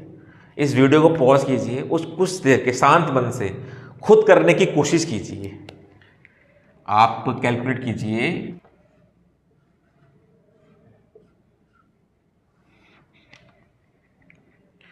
जब कोई बॉल आपने ड्रॉप करी और 3 सेकंड बाद उसकी वेलोसिटी क्या होगी, ये आप कैलकुलेट करने की कोशिश कीजिए।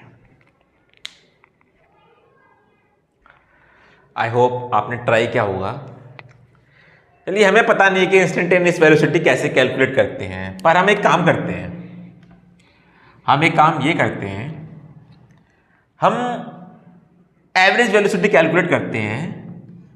एवरेज वेलोसिटी इस वाले इंटरवल में 3 से लेके 3.0000001, ये टाइम है,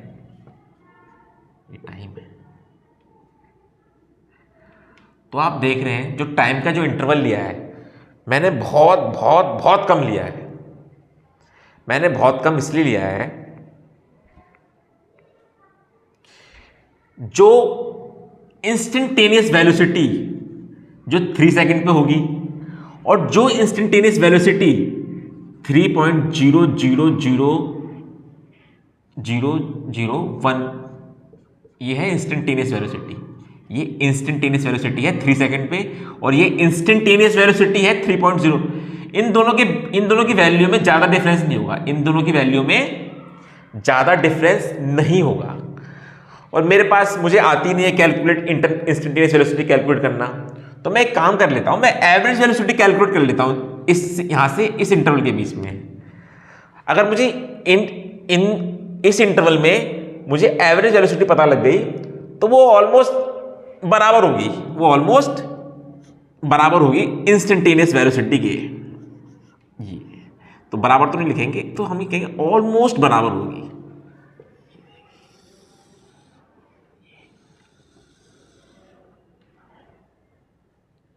ये बस यही एक इमेजिनेशन थी, यही एक कल्पना थी जो न्यूटन ने की थी, इमेजिनेशन।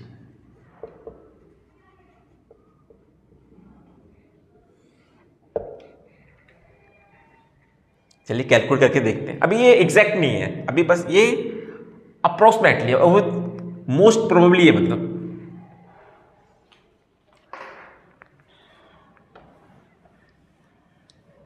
एक मैं फिर से लिख देता हूं, ये है इंस्टेंटेनियस वेलोसिटी, इंस्टेंटेनियस, और ये है एवरेज।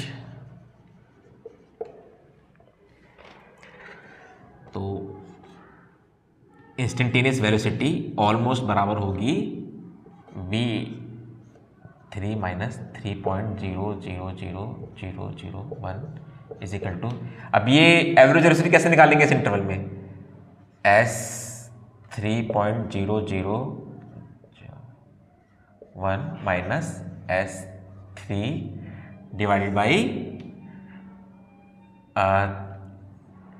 3.00001 माइनस 3, ठीक है,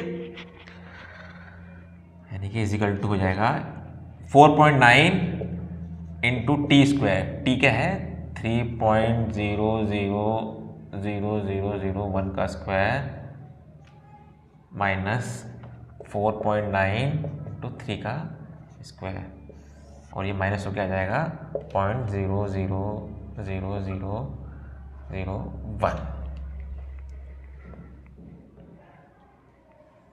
इज इक्वल टू,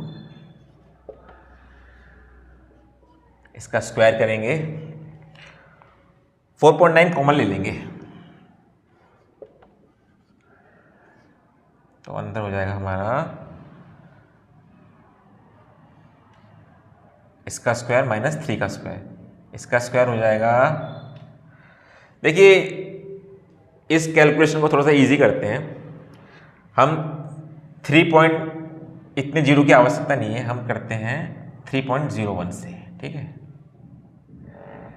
क्योंकि हमारी कैलकुलेट बहुत डिफिकल्ट हो जाएगी।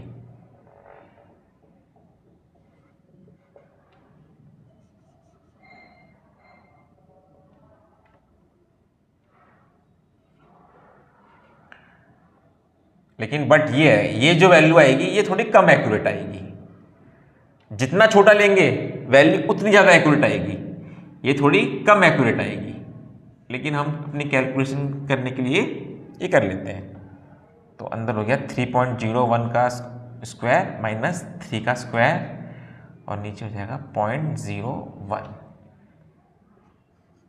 अब हम थोड़ा कैलकुलेट हमारे लिए आसान हो गई है, ये भी वैल्यू आएगी बट ये थोड़ी कम एक्यूरेट होगी, पहली वाली थोड़ी ज़्यादा एक्यूरेट, वो पहले वाली वैल्यू भी ज़्यादा एग्जैक्ट नहीं थी,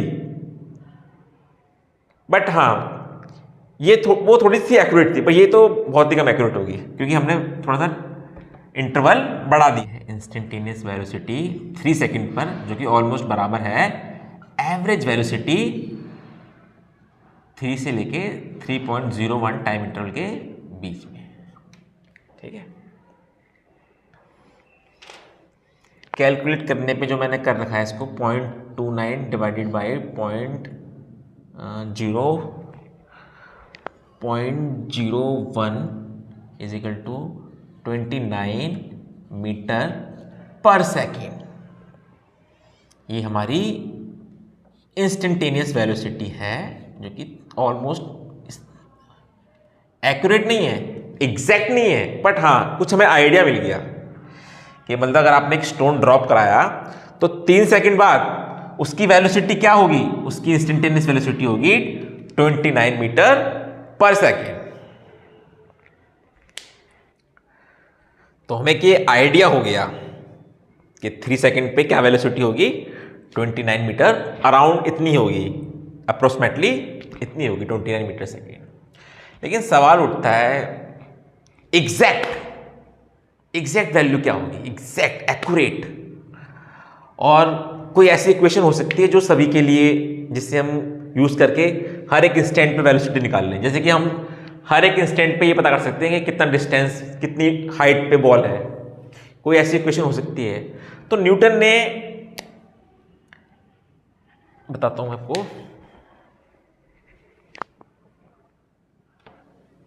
तो ये देखिए कैसे अपनी इमेजिनेशन और अलजेब्रा की मदद से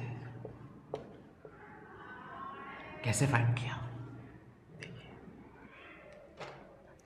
हमने अभी जो करा है, ये क्या करा है, हमने ये करा है S T plus del T minus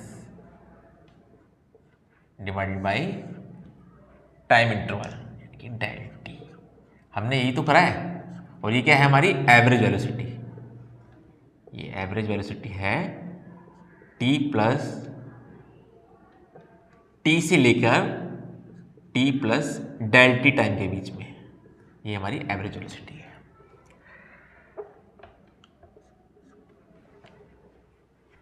तो देखिए न्यूटन ने कितने अच्छी तरीके से इसको एल्जेब्रिक लिखा है। कैसे इसको एल्जेब्रिक डिफाइन, एल्जेब्रा क्या है, representation of unknown quantity. Unknown जो क्वांटिटी में पता नहीं होता है उनको रिप्रेजेंट करने का तरीका ही एल्जेब्रा है। तो न्यूटन ने कितने अच्छे तरीके से इसको रिप्रेजेंट करा है, ठीक है। और यहाँ पे इन्होंने इमेजिनेशन करी, यहाँ पे इन्होंने क्या इमेजिनेशन करी, उन्होंने इमेजिनेशन ये करी, अगर डेल टी को मैं इतना छोटा कर दूं, इतना छोटा कर दूं, del T tends to zero. ये delta is equal to zero नहीं है, ये del T tends to zero है, del T tends to zero है। ये इमेजिनेशन है, कमाल की इमेजिनेशन थी, कमाल की कल्पना थी। ये कहने का मतलब है डेल टी इतना छोटा है, 0.00000, इनफाइनाइट जीरो लगा दो आप, इतना छोटा है ये जीरो, बट जीरो नहीं है। अगर आप नीचे जीरो कर दोगे तो क्या होगा, ये कैलकुलेशन हो ही नहीं पाएगी। अगर आप ये इक्वेशन देख रहे हो, अगर मैं डिनोमिनेटर में जीरो, इसको मैं जीरो मान लूं तो ये तो इनफाइनाइट हो जाएगा, तो कैलकुलेशन हो ही नहीं पाएगी। उन्होंने बोला नहीं, आप इसको जीरो मत मानो, लेकिन इतना छोटा कर दो, बस जीरो का अगला स्टेप ही है जीरो, इनफाइनाइट जीरो लगा दो, आप लगा दो zero zero zero zero zero zero zero zero zero, जितने यूनिवर्स जितना बड़ा है मान लो अपने उतने जीरो लगा दिए, और फिर लास्ट में लिख दिया 1, ठीक है। और मन कर रहा है तो और जीरो लगा दो। ये डेल टी इतना छोटा है, तब तो एग्जैक्ट वैल्यू आएगी ना फिर इंस्टेंटेनियस वेलोसिटी की। मैंने इस वाले केस में क्या बताया था कि डेल टी जितना छोटा होगा, हमारी इंस्टेंटेनियस वेलोसिटी उतनी ही एक्यूरेट आएगी। अगर मैंने del T tends to zero कर दिया तो फिर ये एवरेज वेलोसिटी नहीं है, फिर ये है इंस्टेंटेनियस वेलोसिटी। ये एक जनरल फार्मूला दे दिया न्यूटन ने। ये एक बहुत बड़ी खोज थी, और इसको हम इस तरह से लिखते हैं, limit del tends to zero.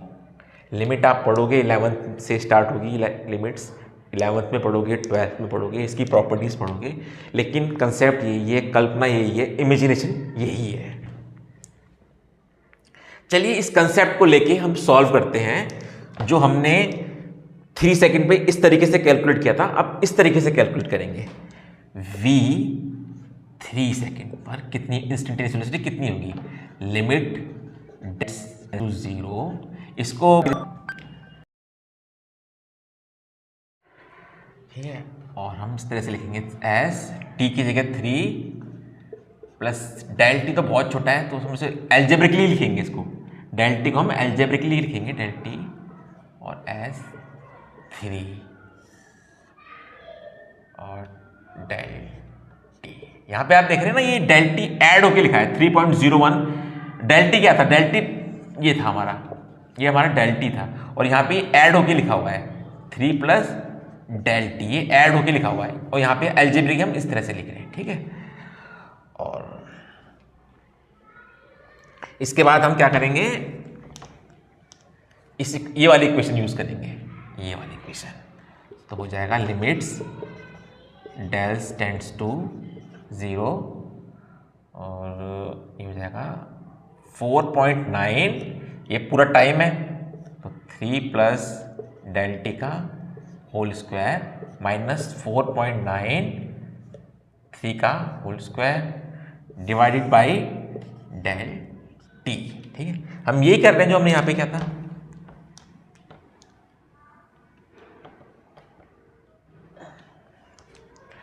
Is equal to limits del tends to 0, 4.9 common है, ये बाहर आ जाएगा, ये सब आप लिमिट्स में पढ़ोगे।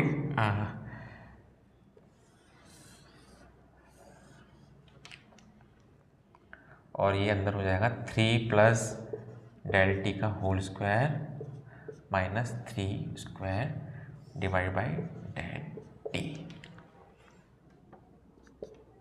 4.9 लिमिट्स डेल टेंड्स टू 0, 3 का स्क्वायर 9 प्लस डेल टी का स्क्वायर ए प्लस बी का होल स्क्वायर, ठीक है, यूज़ करेंगे हम यहाँ पे, और 2ab यानी कि 2 3 6 del T minus 9 divide by del T, del 9 से 9 कर गया is equal to 4.9 limits del tends to 0, del T common ले लेंगे तो अंदर हो जाएगा del T plus 6 divide by del T, यहाँ से इसको कट काट देंगे। ठीक है, तो अगले स्टेप में हम लिखेंगे 4.9 limit del tends to 0 del T plus 6। ठीक है, इसके बाद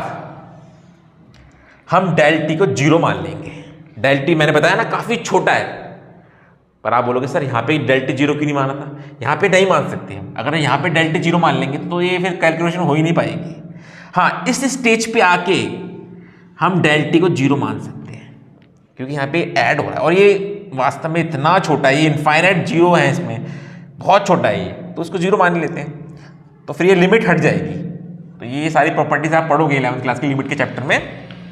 तो v इंस्टेंटेनियस वेलोसिटी 3 सेकंड पे हो जाएगी हमारी 4.9, डेल टी 0 हो गया और लिमिट भी, ये लिमिट हट गई है 0 plus 6 is equal to 4.9 into 6 is equal to 29.4 meter पर सेकेंड। ये देखिए, ये है एग्जैक्ट वैल्यू, और जो पहले जो आई थी हमारी वो ये थी 29 मीटर पर सेकेंड थी, ये 29.4 मीटर पर सेकेंड है। तो समझे आप न्यूटन की इमेजिनेशन और उसकी अलजेब्रा की मदद से किस तरह से हमने इंस्टेंटेनियस वेलोसिटी फाइंड की है। इसी को बोलते हैं फर्स्ट प्रिंसिपल, जो आप 11th क्लास के उसमें लिमिट के चैप्टर में पढ़ोगे। तो आपको यहीं से सारा कंसेप्ट क्लियर हो गया, फर्स्ट प्रिंसिपल।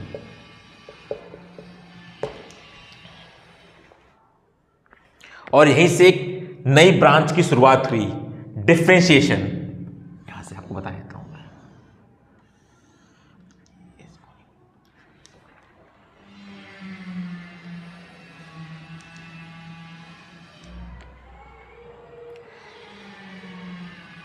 पड़ेगा थोड़ा, मुझे कुछ मिटाना पड़ेगा मुझे। चलिए मैं ये मिटा देता हूं, ठीक है, आप नोट डाउन कर लीजिएगा, मैं ये मिटा देता हूं। देखिए हमने ये लिखा है, ये वास्तव में क्या है, ये वास्तव में है तो यही डिस्प्लेसमेंट, देखिए डेल एस, इसको ऐसे तो लिख सकते हैं, पोजीशन का चेंज हो रहा है ना यहाँ पे, एक ये पोजीशन है, ये इनिशियल पोजीशन है, ये फाइनल पोजीशन है, ठीक है। तो ये डेल एस हमेशा क्या बताता है, change in position divide by del T, ठीक है। इस पूरे को हम किस तरह से लिख सकते हैं, इसको इस तरह से लिख सकते हैं D S D T, D S D T, D S D T यही है, यही डिफ्रेंशिएशन है, यही डिफ्रेंशिएशन है, यही डिफ्रेंशिएशन है, यही डेरिवेटिव है। तो ये है इंस्टेंटेनियस वेलोसिटी वी टी। तो यहीं से यही डिफिनेशन है इंस्टेंटेनियस वेलोसिटी की। अगर आपसे पूछे इंस्टेंटेनियस वेलोसिटी की डेफिनेशन क्या है, derivative of distance by time ds by dt, यही इंस्टेंटेनियस वेलोसिटी की डेफिनेशन है। इंस्टेंटेनियस वेलोसिटी क्या है, dx लिख लीजिए, ds लिख लीजिए, ds बाई dt। और यहीं से एक सवाल और आता है, वो मैं आपको नेक्स्ट वीडियो में बताऊंगा। उससे शुरुआत होती है इंटीग्रेशन की, और इन दोनों ब्रांचों को मिला के बनती है कैलकुलस। सिर्फ एक सवाल से ये दो मैथमेटिक्स की ब्रांच बनी है, और ये हमारे मैथ में, फिजिक्स में इसका इतना यूज़ है। आप जब भी फिजिक्स पढ़ोगे आपको इंटीग्रेशन और कैलकुलस आपको समझ में आनी चाहिए। देखिए, ये एक फंक्शन था, ये हाइट और टाइम के बीच में एक फंक्शन था, लेकिन फंक्शन सिर्फ हाइट और टाइम के बीच में नहीं है। आप 11th क्लास के फर्स्ट या सेकंड चैप्टर में पढ़ोगे फंक्शन के बारे में, वहां पे आपको मैथमेटिक्स में काफी फंक्शन मिलेंगे। तो न्यूटन ने बस इस सवाल का जवाब ही नहीं निकाला था, उसने इस मैथमेटिक्स को डेवलप करा। फंक्शन बहुत सारे, मान लीजिए एक सर्कल है, इसका रेडियस बढ़ रहा है, इसका रेडियस बढ़ेगा तो उसका एरिया ही बढ़ेगा, है ना, पाई आर स्क्वायर। ये भी एक फंक्शन है। जब रेडियस 5 सेंटीमीटर होगा तो इसका एरिया कुछ और होगा, 5 स्क्वायर, ठीक है। जब रेडियस 7 सेंटीमीटर होगा तो उसका एरिया कुछ और होगा, ठीक है। ये भी एक फंक्शन है। ट्रिग्नोमेट्री फंक्शन, जैसे कि साइन रेडियन, जैसे कि मान लीजिए साइन 2.6, ये एंगल है, ये एंगल है रेडियन में एंगल है, तो उसकी वैल्यू कुछ और होगी, ठीक है। साइन 3.5 है, इसकी वैल्यू कुछ और होगी। तो ये भी एक ट्रिग्नोमेट्री फंक्शन है। तो हर फंक्शन है, ये सारे फंक्शन आप पढ़ोगे, इनके साथ साथ इनके डेरिवेटिव्स भी पढ़ोगे, डिफरेंशिएशन भी पढ़ोगे, तो कैसे कैसे मैथमेटिक्स डेवलप होगी, तो आप ये 11th में सीखोगे, 12th में सीखोगे। तो ये वीडियो आप लोगों के लिए बहुत यूजफुल है। यहाँ से आपको कंसेप्ट क्लियर हो गया। क्या होता है, बच्चे पढ़ तो लेते हैं, डिफरेंशिएशन कैलकुलस सीख लेते हैं, क्वेश्चन करना भी सीख जाते हैं, लेकिन उनको कंसेप्ट क्लियर नहीं होता। और कंसेप्ट क्लियर इसका इसी सवाल से होगा, क्योंकि ये आई इसी सवाल से है, जो कैलकुलस आई है वो आई ही इसी सवाल से है। तो आपको समझने के लिए यही सवाल समझना पड़ेगा पहले, और कंसेप्ट समझने के लिए और कोई सवाल नहीं है, यही सवाल है। चलिए, थैंक यू सो मच। आपको ये वीडियो पसंद आई हो तो आज इस वीडियो को मैं यहीं पे एंड कर रहा हूँ, क्योंकि एक चीज़ और भी समझानी है। ग्राफ की मदद से भी हम इंस्टेंटेनियस वेलोसिटी निकाल सकते हैं, वो मैं इस वीडियो में नहीं समझाऊंगा, वो अगली वीडियो में समझाऊंगा, क्योंकि मैं चाहता हूँ कि इस कंसेप्ट को आप समझिए, इसको एक बार और, जहाँ भी आपको कुछ कन्फ्यूजन लग रही है उसको दोबारा देखिए, और खुद अपने आप, जैसे मैंने कैलकुलेशन करी है और ये कितना प्यारा डाटा गैलीलियो ने दिया था, इसको आप समझिए, ये समझिए, और खुद अपने आप इसको करने की कोशिश कीजिए। आपको एक अलग सी खुशी मिलेगी, आपको एक अलग कॉन्फिडेंस आएगा। और ये इतनी, अगर आपको ये कंसेप्ट समझने में खुशी नहीं हो रही तो उसका मतलब आपको कहीं ना कहीं कुछ कन्फ्यूज़न है। ये एक बहुत बड़ी खोज थी, डेल्टा टेंड्स टू 0, ये एक बहुत बड़ी खोज थी ये। आई होप आपको ये वीडियो पसंद आई हो। नेक्स्ट वीडियो में मिलते हैं, और इसको मैं कहूँगा ज़रूर आप इसको 1-2 बार ट्राई कीजिए खुद करने की, और खुद अपने आप कैलकुलेट कीजिए। चलिए, थैंक यू सो मच। मिलते हैं नेक्स्ट वीडियो में, जिसमें हम पढ़ेंगे रिलेटिव मोशन के बारे में। Thank you so much.